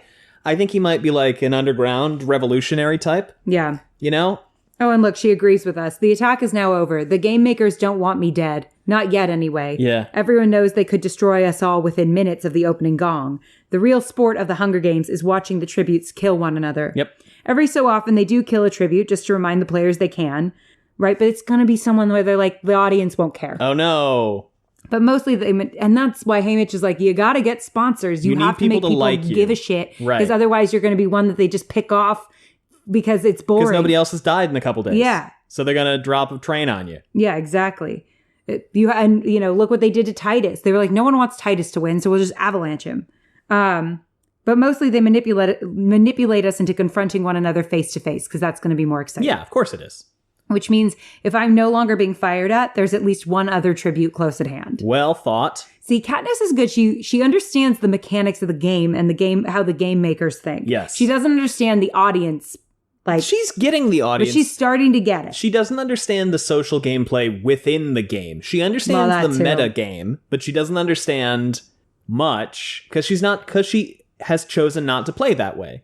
Yeah. Right? And this is the thing. For a long time, my parents wouldn't watch Survivor because they're like, the strategy and the backstabbing is really gross and I don't like it and it makes me feel icky. Mm-hmm. And I get that. That's completely fair because it is in some ways. You could make the argument that it fosters, like, it's good to stab people in the back, but the way Survivor is structured is different because there's a jury and you have to earn the respect of your peers at the end. Yeah. But like this, if Katniss is being strategic and lying and betraying people, she will be less heroic. Yeah. And I think Suze wants Katniss to be heroic. Mm-hmm. I think that's true. So she lies on her stomach at the edge of the pool, and like washes her burns and her face. And then she thinks back to, like you said, a family once brought in an unconscious young man pleading with my mother to help him, as she used to be an apothecary. Yeah. Or the daughter of an apothecary. The district doctor who's responsible for treating the miners had written him off, told the family to take him home to die, but they wouldn't accept this. Who would? Right? He lay on our kitchen table, senseless to the world. I got a glimpse of the wound on his thigh, gaping, charred flesh, burned clear down to the bone. You don't want that. I ran from the house. Yeah, you don't want that. If you can see the bone. Ew. I saw a meme I saw once that said, remember in healthcare, in first aid, ABC, everybody, remember, ABC, a bone coming through the skin is really bad. That's really bad. I went to the woods and hunted for the entire day, haunted by the gruesome leg, memories of my father's death. What's funny was Prim, who's scared of her own shadow, stayed and helped. My mother says healers are born, not made. They did their best, but the man died, just like the doctor said he would. Yeah, that's going to happen. Yeah, interesting. Katniss can kill, Prim can heal. Interesting, different sides of the same coin. Yeah. So she, wants to know how bad it is. She almost faints. It's covered in blisters. Yeah, it's bad. But second-degree burn. She's like, I can't show weakness at this injury. Not if I want help, right? Pity does not get you aid. Admiration at your refusal to give in does. It's kind of that thing, right? Like, there was some study done where it was like people are more likely to help a person whose car is broken down if they're out there actively trying to fix it themselves than if they're sitting in the car or like, yeah, that makes sense. on their phone or something. Yeah. Like, if they see you actively trying to help yourself, they'll pull over. Though I also think it's possible that you could see a car on the side of the road and not recognize that that's what's going on unless you see someone trying to help the car. Yeah. Yeah. Ugh, breakdown. Having had several cars break down, it's never fun. It's never fun. Get off the highway if you can. Yeah, you don't want to be on the side of the road there. If it's safe for you to get off the highway. Yeah. Don't take my advice. So yeah, she almost faints, but yeah, I think it's a similar thing, right? Like they want people who are going to power through. So she's thinking about moving on. She's freaked out because she's like, if they've stopped attacking me, someone else is around and I'm injured. And she has to scamper up that tree real quick, right? She hears them coming. She gets tired. Yeah, she nods off and then she hears them coming and is like, fuck that, I'm in a tree.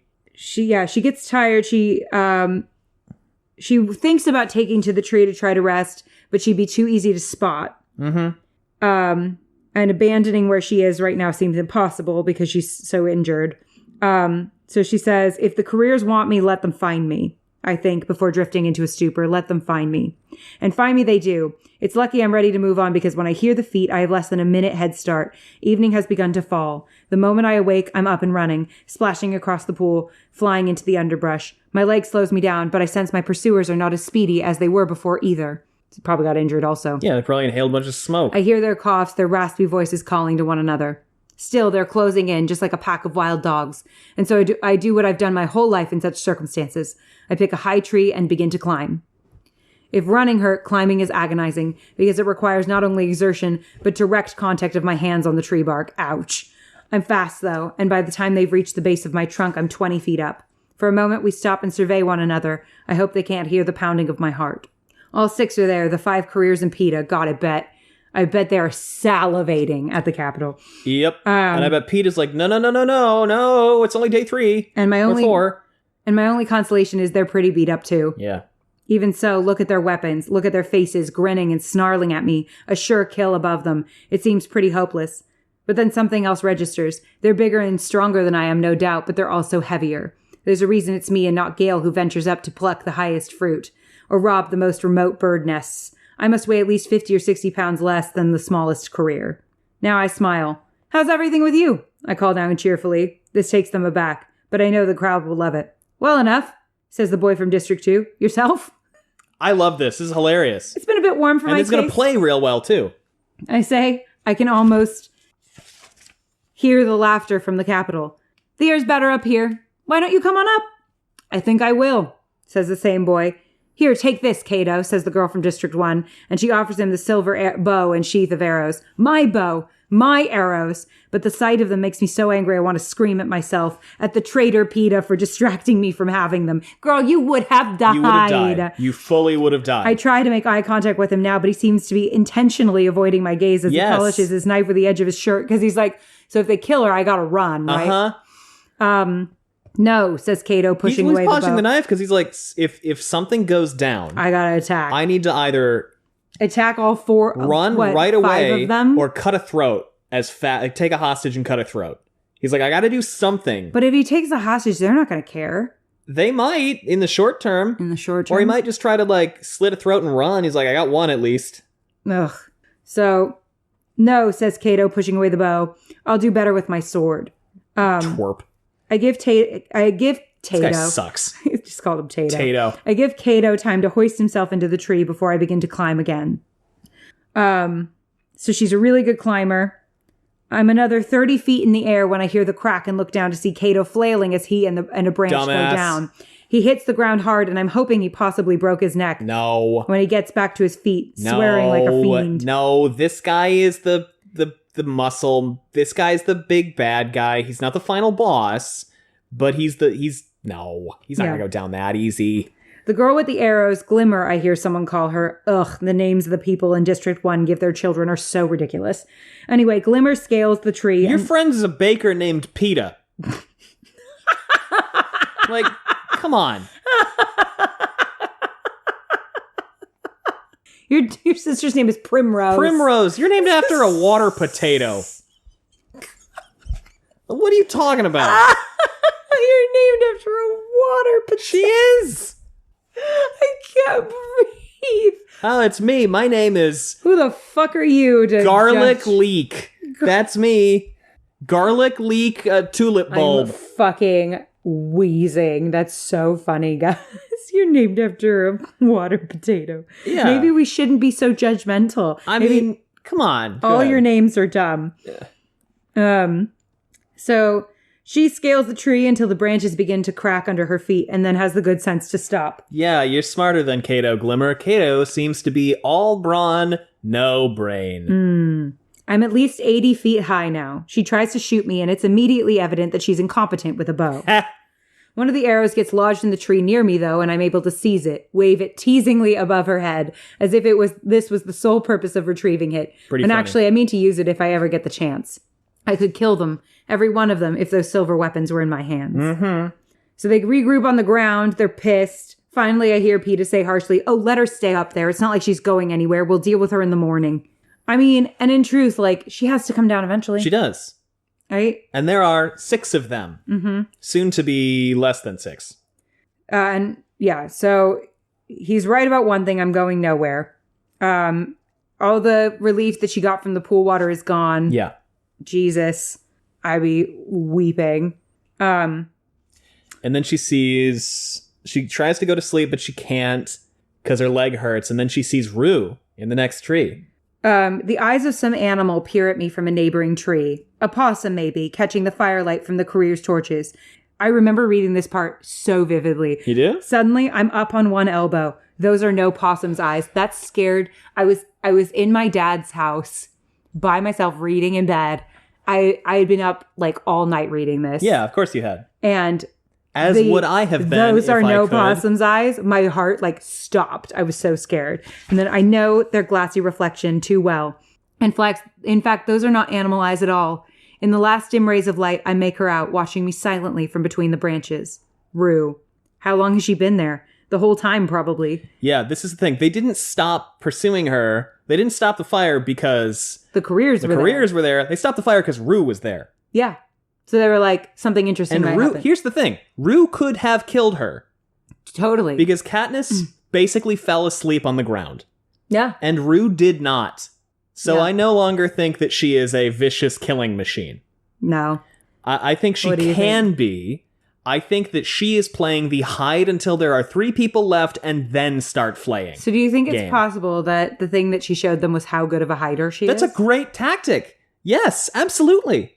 I think she can kill if she has to, but I think for her purposes, we've talked about people who like sat around until Final Four, hid, ran. Yeah. It's a valid strategy, especially if you can keep people close to you. Yeah, playing the game of like duck down. You know, it's tall poppy syndrome, right? They're going to cut the tallest poppies. Yep. If you're not the tallest poppy, you're not going to get cut. Yeah. But you can't also be like a seed in the ground either, because you're never going to grow. Right. You're never going to be able to win.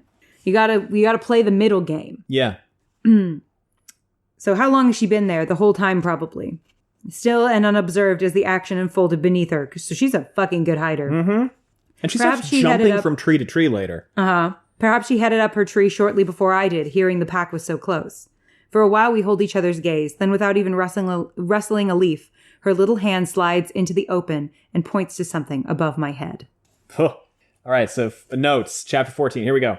Yes, use the insects. Commit insecticide, or maybe we should call it entological manslaughter. Fantasy usurin. Fuck yeah. Bugs, bugs, bugs, bugs. Oh, the arm is falling off. Oh, hey, Peeta, you goddamn two-faced piece of shit. I've got big feelings about Peeta. Tell everyone, but I already did.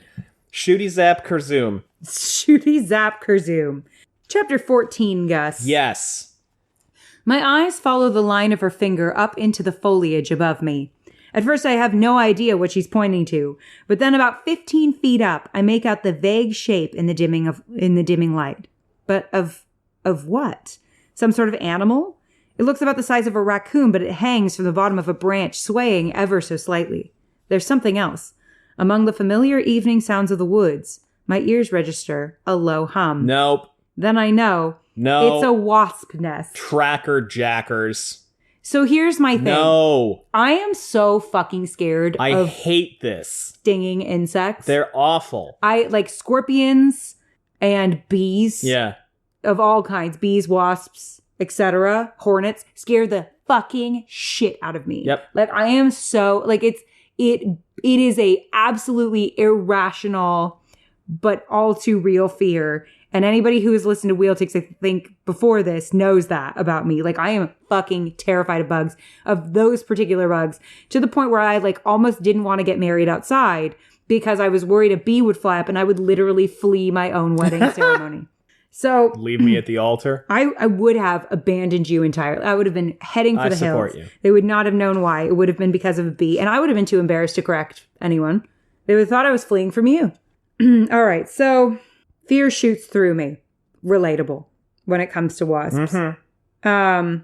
But she thinks, I don't know what kind of wasps lives there.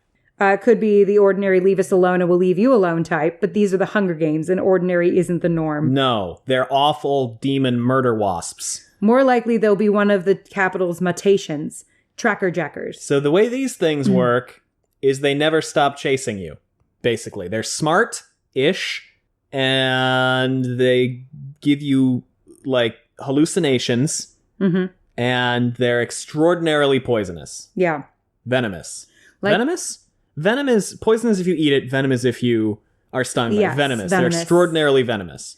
Like the jabberjays, these killer wasps are spawned in a lab and strategically placed like landmines around the districts during the war. Yeah.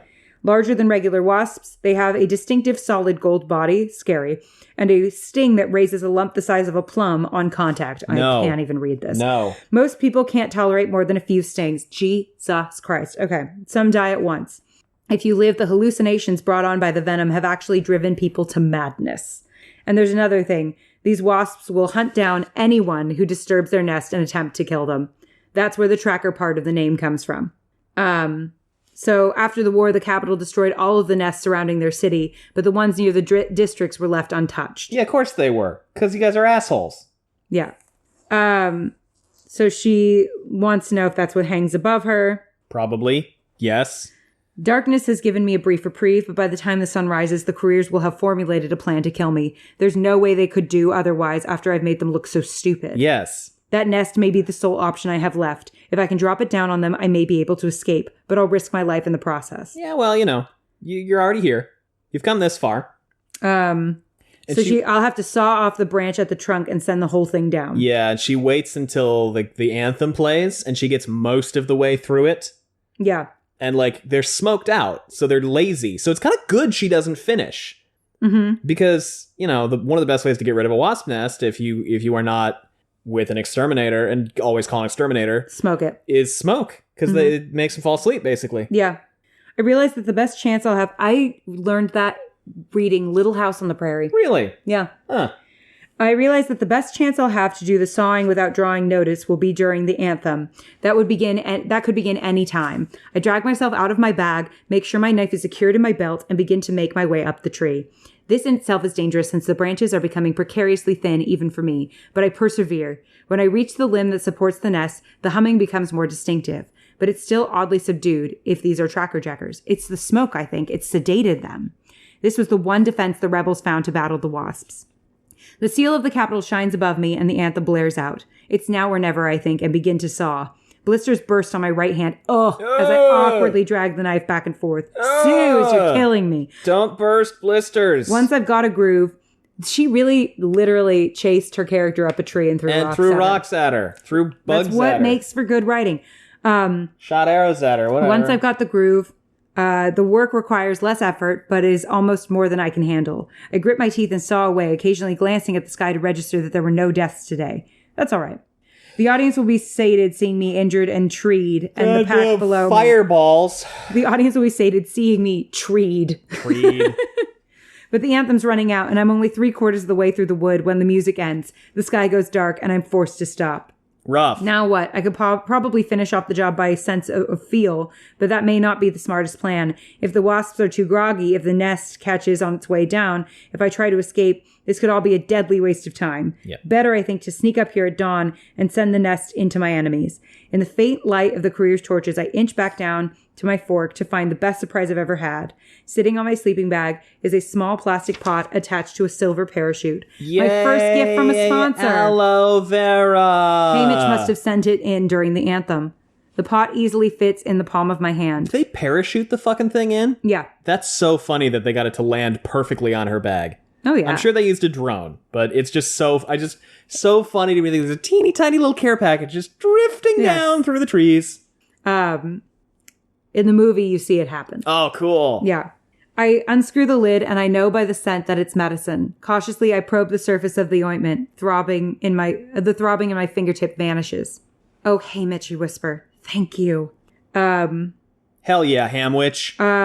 The cost of this medicine must be astronomical. Probably not one, but many sponsors have contributed to buy this one tiny pot. To me, it's priceless. And it helps a lot. It's really expensive. And it's like, this medicine was brought to you by 45 sponsors. Probably, yeah. Yeah. And now Eucerin, keeping Katniss Everdeen alive to murder a bunch of other children. Eucerin, have you sinned today? So the pain is gone. And then The bird wakes her up. And she's like, I have to do it now. They're starting to get less groggy, the wasps. So she starts sawing. Wait, she alerts Rue first. Oh, right, because she's a good teammate. See, she's getting better. I was hard on her earlier, but she's getting better. She wanted to let Rue know that she's going to do this. She calls Rue's name in a hushed whisper, and the eyes appear wide and alert at once. She points up to the nest again, because I bet she's like, I'm stuck here too while you're stuck here. Yep. Like, we're all stuck here. She nods, and I hold up my knife and make a sawing motion. She nods and disappears. And she jumps off There's to a the next rustling tree. in a nearby tree, then the same noise again a bit farther off. I realize she's leaping from tree to tree. Is this what she showed the game makers? Probably. I imagine her flying around the training equipment, never touching the floor. She should have gotten at least a 10. Yeah. Yeah, so now we know what she probably showed them. Yeah. Is that she's a great hider and she can leap out from tree to tree. That's a big skill. That's a big advantage. Big skill. That she never has to touch the ground. So she goes back. There's no sense in putting it off. I take a deep breath, grip the knife handle, and bear down as hard as I can. Back, forth, back, forth. The tracker jackers begin to buzz, and I hear them coming out. Back, forth, back, forth. A stabbing pain shoots through my knee. No. And I know one has found me, and the others will be honing in. Back, Luckily, forth, it seems like... Sorry. It seems like they operate like bees. Yep. Not wasps. So they sting you and die.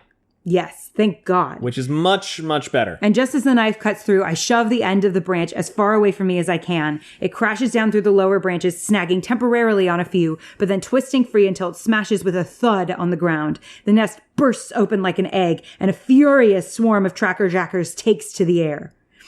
I feel a second sting on the cheek, a third on my neck, and their venom... That answers that question. Yep. Almost immediately makes me woozy. Oh, God. I cling to the tree with one arm while I rip the barbed stingers out of my flesh. Oh, my God, Gus. Hang in there. You're going to be okay. It's going to be all right. Fucking shit. Okay, fortunately, only these 3 tracker jackers have identified me before the nest went down. The rest of the insects have targeted their enemies on the ground. It's mayhem. The crews have woken to a full-scale tracker jacker attack. Yep. Peeta and a few others have the sense to drop everything and bolt. Yeah. I can hear cries of, to the lake, and know they hope to evade the wasps by taking to the water. Smart. It must be close if they think they can outdistance the furious insects. Glimmer and another girl, the one from District 4, are not so lucky. They receive multiple stings before they're even out of my view. Glimmer appears to go completely mad, shrieking and trying to bat the wasps off with her bow, which is pointless. She calls to the others for help, but of course no one returns. Well, yeah. The girl from District 4 staggers out of sight, although I wouldn't bet on her making it to the lake. No. I watch Glimmer fall, twitch hysterically around on the ground for a few minutes, and then go still. The nest is nothing but an empty shell. The wasps have vanished in pursuit of the others. I don't think they'll return, but I don't want to risk it. No. I scamper down the tree and hit the ground running in the opposite direction. Get the bow! Get the fucking bow! The poison from the stingers makes me wobbly, but I find my way back to my own little pool and submerge myself in the water just in case any of the wasps are still on my trail. Smart. But get the bow. By the way, I just want to point this out.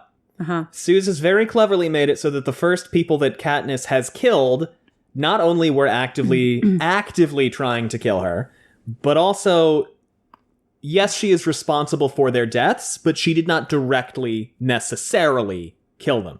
Mm-hmm. Like, yes, she killed them, but it is a very It's a hell of a lot more defensible than Peeta going back and cutting a girl's throat. Right. So after 5 minutes, I drag myself onto the rocks. People have not exaggerated the effects of the Trackerjacker's stings. Actually, the one on my knee is closer to an orange than a plum in size. Oh my God. A foul-smelling green liquid oozes from the place where I've pulled out the stingers. This is like how the cordyceps in The Last of Us are to you and your mushroom phobia. This is like, this fucks me up. Like, watching Glimmer twitching to death on the ground. It's a lot to handle before the sun has even cleared the horizon. Yeah, man, like I haven't had coffee yet. I haven't even had coffee yet. I don't want to think about what Glimmer must look like now. Her body disfigured, her swollen fingers stiffening around the bow. Ugh. The bow! Yeah, the fucking bow. Somewhere in my befuddled mind, one thing connects to another, and I'm on my feet, teetering through the trees back to Glimmer. The bow, the arrows, I must get them. I haven't heard the cannons fire yet, so perhaps Glimmer is in some sort of coma, her heart still struggling against the wasp venom. But once it stops and the cannon signals her death, a hovercraft will move in and retrieve her body, taking the only bow and sheath of arrows I've seen out of the games for good. Mm-hmm. And I refuse to let them slip through my fingers again. Can you imagine watching this as someone from the Capitol go back to the bow? What are you doing? I reach Glimmer just as the cannon fires. The Trackerjackers have vanished. This girl, so breathtakingly beautiful in her golden dress the night of the interviews, is unrecognizable. Her features eradicated. Her limbs 3 times their normal size. The stinger lumps have begun to explode. No. Spewing putrid green liquid around her. Now, this could be a hallucination, but I don't think it is. I hope it is. I have to break several of what used to be her fingers with a stone. Oh my God. To free the bow. Oh, and you my just know, God. The game maker's like, wait. Hold on. Well, she's not dead yet. It's the other girl who died. Oh, right. Because there's 2 people who got stung up. Was it a girl? Yeah, okay, so 2 girls. So theoretically, Glimmer is still alive while Katniss is literally breaking her fingers. She's unconscious. I mean, brutal. The sheath of arrows is pinned under her back. I try to roll over her body by pulling on one arm, but the flesh disintegrates in my hands. No. And I fall back on the ground. That is so fucking gross. I can't even begin to process that. Okay. So is this real or have the hallucinations begun? I squeeze my eyes tight and try to breathe through my mouth, ordering myself not to become sick. A second cannon fires, and I'm guessing the girl from District 4 has just died. Oh, I'm sorry. I'm wrong. Glimmer did die. Okay. Glimmer's dead. And I bet the game maker's like, hold on. Wait, give it a minute. Give her a sec. Give it a second. Give her a second. Hang on. More dramatically interesting if she has the bow and arrow. Yeah. Let's not do this. Mm-hmm. Let her get it. I hear the birds fall silent, and then one gives the warning call, which means a hovercraft is about to appear. Confused, I think it's for Glimmer, although this doesn't quite make sense because I'm still in the picture, still fighting for the arrows. I lurch back onto my knees, and the trees around me begin to spin in circles. In the middle of the sky, I spot the hovercraft. I throw myself over Glimmer's body as if to protect it, but then I see the girl from District 4 being lifted into the air and vanishing. Do this, I command myself. Just saying to yourself, do this. It works. And clenching my jaw, I dig my hands under Glimmer's body, get a hold of what must be her rib cage, and force her onto her stomach. I can't help it. I'm hyperventilating now. And she's probably 50 or 60 pounds heavier, she said. Yeah, not fun. That's tough.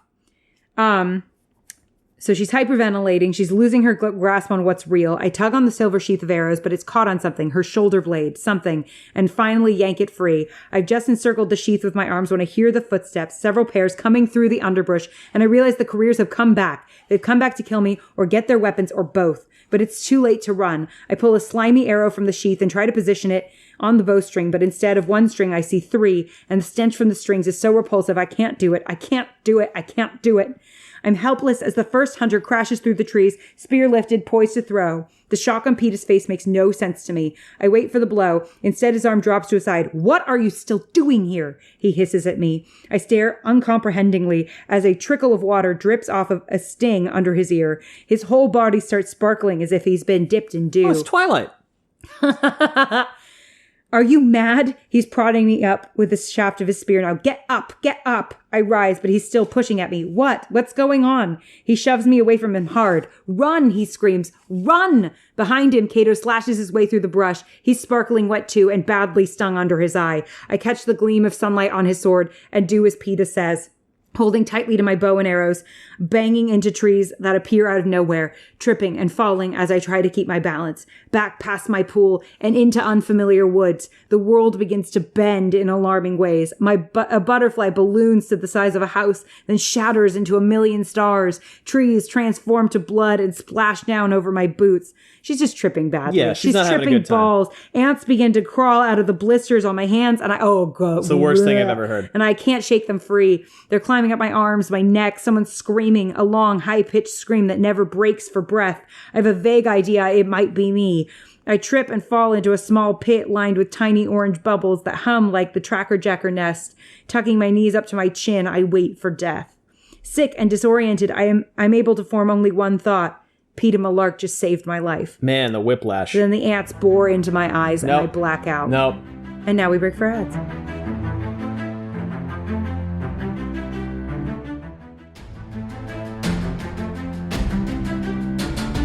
Okay. Gus. Holy fuck. Holy fuck. Suze Collins, everybody. Really good. I had to wait after reading that, which drove me up the wall. So here's what we've got 8 people were there. 8. Yes. The 5 careers, Peeta, Yeah. Katniss, and Rue. Yeah. So the people who are not there are Thresh, Foxface, Yeah. the guy with the bad foot, and one other one. Yeah. Wait, say that again. Sorry. Everybody was there for this, except Thresh, bad foot guy, Badfoot guy. Foxface, Foxface. and one other person. And one other person. And I don't know who that other person is. I don't think. Let's see. Both of the people from District 1 were there. Both of the people from District 2 were there. Yeah. One of the District 3 people is dead, right? Foxface is from... I don't know where Foxface is from. 6, I think. So it's the other District 3 person. 1, 2, and 4 are the careers, or 1, 2, and 3 are the careers? 1, 2, and 4. So it's the other District 3 I don't person. know why it's 1, 2, and 4. She just decided. So no idea what they're all doing. No. But right now we've got an alliance of 4 Yeah. with Cato Marvel, you said the other one's name was? Cato, Marvel, Glimmer Glimmer's dead. is dead. Clove. Clove's still alive. Okay, so it's Yeah. Cato, Marvel, Clove, and Peeta are an alliance. Yeah. Katniss is hanging out kind of with Rue, kind of not. Yep. No idea what's going on with Katniss. With Thresh, Foxface, or the guy with the bad foot. Yeah. And potentially the one other person that's And the alive one other person who we're who's forgetting. alive. Yeah. Who I probably haven't really met. I may have seen them once. She might be holding one random death in reserve. Right. This is very exciting. Right. I have some theories on where things will go from here. I think it is in Peeta's best interests that the careers are now down to 4, but he doesn't want it to get much smaller. No. Because if it gets much smaller, he becomes a bigger threat to them. The fewer of them there are. Yes. They will. If there were more of them and fewer of the other tributes, he's in a really great spot. Yes. The fewer of them there are, the worse his spot becomes. Yes. But I think if he gets what he wants, they will continue to pick off other people. He will try to steer clear of Katniss. Yeah. Well, because the other problem is that both of the District 1 careers both of the District 2 careers, Cato and Clove, are still alive. Yes. So they will instantly align. Always work with each other. So his move in this 4 is to get close to Marvel as much as he can. Marvel's District 1.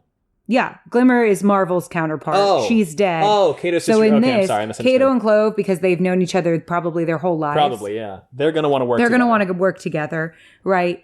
Peeta and Marvel are then on the outs. Right. Right? Because those two will align until probably the Most bitter likely. end. So he's going to want to work with Marvel. He's going to want to work with Marvel if he's sticking with them. But, Yes. I mean, did Cato see him tell her to run?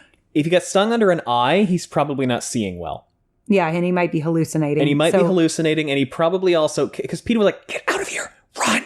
He wasn't loud. So if he threw his spear after Katniss ran and he threw it wide, that is totally believable. Yeah. That Peeta got back. And he's like, I was stung, so I missed. Yeah, I missed. I'm also in a lot of pain. Yeah. Very possible. I do think if Peeta's smart, when they're down to only a couple, he might... Because they were both really good at woodcraft, he might try and poison them. What do you mean they were good at woodcraft? Peeta and Katniss both aced the poisonous plants test. Oh. So I think he might make like hemlock tea for them. Someone's like that's gonna come into effect. Poison's gonna come into play. Poison will absolutely come into effect because it's been brought up several times. Okay. And because it doesn't make sense for everybody to die violently. Yeah. Right? It makes a lot of sense in the Hunger Games, especially when you are in a tenuous alliance like Peeta is, to take out maybe Cato and Clove with poison. Especially if he can get Marvel on his side to do that. He's like, Marvel, they're going to kill you as soon as they kill me. We need to kill them first. I know what leaves are good and what leaves are bad. We're gonna make tea. And we're gonna make them their own batch of tea. And you're gonna serve it to them. Because they won't trust me if I serve it to them. Right. But he's relying on Marvel to be savvy enough to go along with this and not be like, the outsider is trying to kill us. Right. And that's the thing. Yeah. That's what I think. I think that has to happen at some point. Yeah. Yeah. You're giving me a great stone face. Thank you. I've learned from the best. Shucks. What do you think is up with Thresh? I mean, we've taken time to really focus on him at certain points. What's up with him? He's a big, strong boy, but he's not with the careers. His thing was that he was angry. What if he's Rue's brother? Ooh. Do you think siblings could be reaped together? I think it's possible. It's not likely, but it's possible. Do you think that, like, theoretically also, like, a sibling could go and then another sibling could get picked? Oh, definitely. Yeah. No, if he were... So if you win the Hunger Games, your family's not exempt? God, no. No, they would never do. Here's what I'll say. I don't think he is Rue's brother because they would have made a big deal out of it. Okay. Yeah, probably. And I think he would be nearby her. But if you're like, okay, so District 12, I looked it up, it's supposed to be about 10,000 people at the most. Okay, so you assume that maybe 3,000 of those are kids, maybe 1,000 of them are reaping age. So you probably, that's a high school class at a big public school. Yeah. So you, like, generally... You're going to be aware of everybody else. Kind of know. It's totally possible that your sibling because, like, okay, if there's 1,000 of kids that are probably of reaping age, right? Then you'd assume, like, I assume they go to school. They do. They said so, yeah. Do you think that they get separated by grade? Because if they get separated by grade, then the pool of people that they know gets even smaller. I don't know. Maybe. Probably. But I think you are aware enough. It's a small enough community that you're going to know the other kids to an extent. Yeah. If Katniss wins and is really subversive, then yes, Prim could totally get picked next year. Specifically as a punishment. As a fuck you? Yes. Could absolutely totally happen. Right? Oh my God, the drama if she gets picked twice, right? Because just because she got picked and someone volunteered, does that save her from next year? And then Katniss probably couldn't volunteer again because I think you're exempt once you win. I think you're probably exempted. We definitely haven't heard of someone having to compete twice. Yeah, admittedly, the odds are astronomically small. They've only done like 74 of these. Yeah, so theoretically, there's only 74 people still alive. Yeah. Assuming that people, like, haven't unalived themselves. Yeah. Haven't died of natural causes, died of their long-term injuries. Yeah. Drunk themselves to death. There's a lot of mental health aspects that might make it so that the pool of victors, might be even smaller than 74 at the end of this. Oh, yeah. Oh, no. They're definitely not all still alive. Right. We know that there were 2 winners ever from District 12, and we only have Haymitch. Right. So she's not alive for whatever reason. Yeah. What about Foxface? I don't know anything about her. What do you think about her? I know nothing about her. I'm trying to remember what I saw of her in training. Here, let me look at the book. Yeah, go back and see what they said about Thresh and Foxface and see if you have any opinions. Thresh we only saw in the interview. The boy tribute from District 11, Thresh, has the same dark skin as Rue, but the resemblance stops there. Yeah, they're not related. He's one of the giants, probably 6.5 feet tall, and built like an ox, but I noticed he rejected the invitations from the career tributes to join their crowd. I do appreciate that Suzanne Collins went out of her way to go, they're black, but they don't look the same. That's not why I thought they were related, I know. To be clear. No, but I appreciate that Suzanne Collins made a point of saying they don't look the same. Yeah. Because I'm like, good on you, Suzanne. Showing little interest in training. So he's keeping himself secret. Even so, he scored a 10, and it's not hard to imagine he impressed the game makers. He ignores Caesar's attempts at banter and answers with a yes or no, or just remains silent. He has no interest in this. Yeah. He's like, I'm not getting involved. I'm not doing anything social. I'm going to go and I'm going to try to win. And that's it. Yeah. I'm not going to. So he's got no interest. So, Rue seems to be on her own. Do you feel that way? It seems like it. So there's no potential alliance there between Rue and Thresh? It's not out of the question. I mean, this could be an act, but I don't see any indication that there is. Yeah. It seems like the two of them is split off, right? Yeah, it seems like it might be that thing of like, I don't want to have to eventually murder a 12-year-old. Right. Right. But you don't want to have to do and that. She's potentially a huge liability. Especially if you're like 6'6" and probably 18. You're like, I don't have to break a 12-year-old in half. Yeah. Well, and also they have completely opposing strategies, right? Yeah. I mean, he's not going to be in the tree. No. He's got to be on the ground. He's a big boy. Okay, what do we have about Foxface? Rue is, look, I'm scrolling back through. But yeah, I wouldn't want to have to murder a 12-year-old eventually either. Oh, wait. Peeta didn't sweep the edible plants test. She swept the edible plants test. So yes. Maybe she poisons someone. Because it's already come up. She finds berries and she's like, I'm not sure. Mm-hmm. Game makers. Yeah, and if you're not sure, don't eat it. Yeah. I mean, it's called the Hunger Games. So they're going to know that people eventually are going to get hungry. And I think it's not out of the question that there would be poisonous plants in the arena. I can't find... I also find it interesting, tell me if this is interesting to you, that the woman at the beginning was like, make sure you also focus on the survival skills. Oh, yeah, she mentioned that several times. Right? I think that's going to factor in. I can't find what she thinks about the fox-faced girl. There's like one little line. Yeah, I can't remember either. But I know she mentions her a few times. I know she mentions her. I think she definitely mentions her during the interview, because Foxface says, that she's smart. Yeah. And that's what's going to help her win. Right? And that she scored really well. Yeah, she did. She got somewhere in the 8 to 10 range, I think. Interview. Sorry.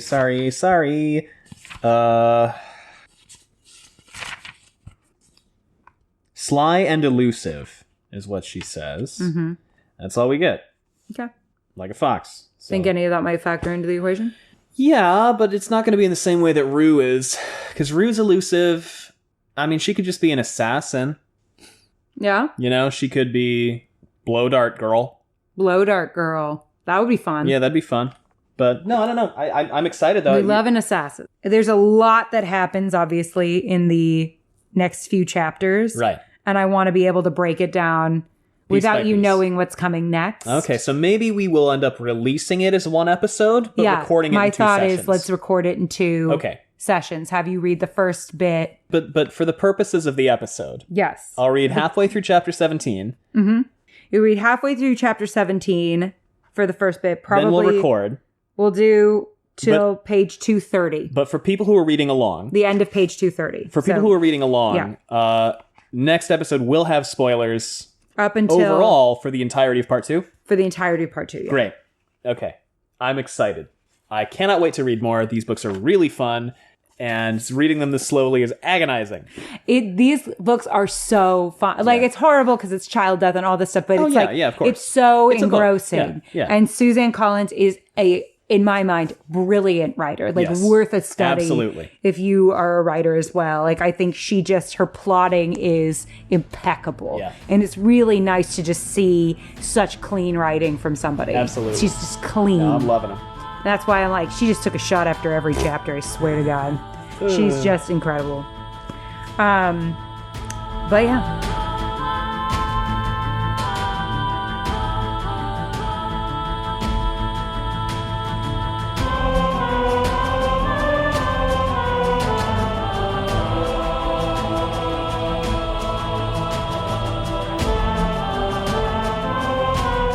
Thank you so much, everyone. We have been Wheel Takes. If you are interested in learning more about us, we have social media, we have a merch store, We have all of these things that are linked below for And a you. Patreon. And a Patreon, if you want to contribute that way. You could also leave us a rating and a review. Anything else, Gus? Buzz, motherfucker. Buzz, motherfucker. Thank you so much, everyone. Goodbye. Bye.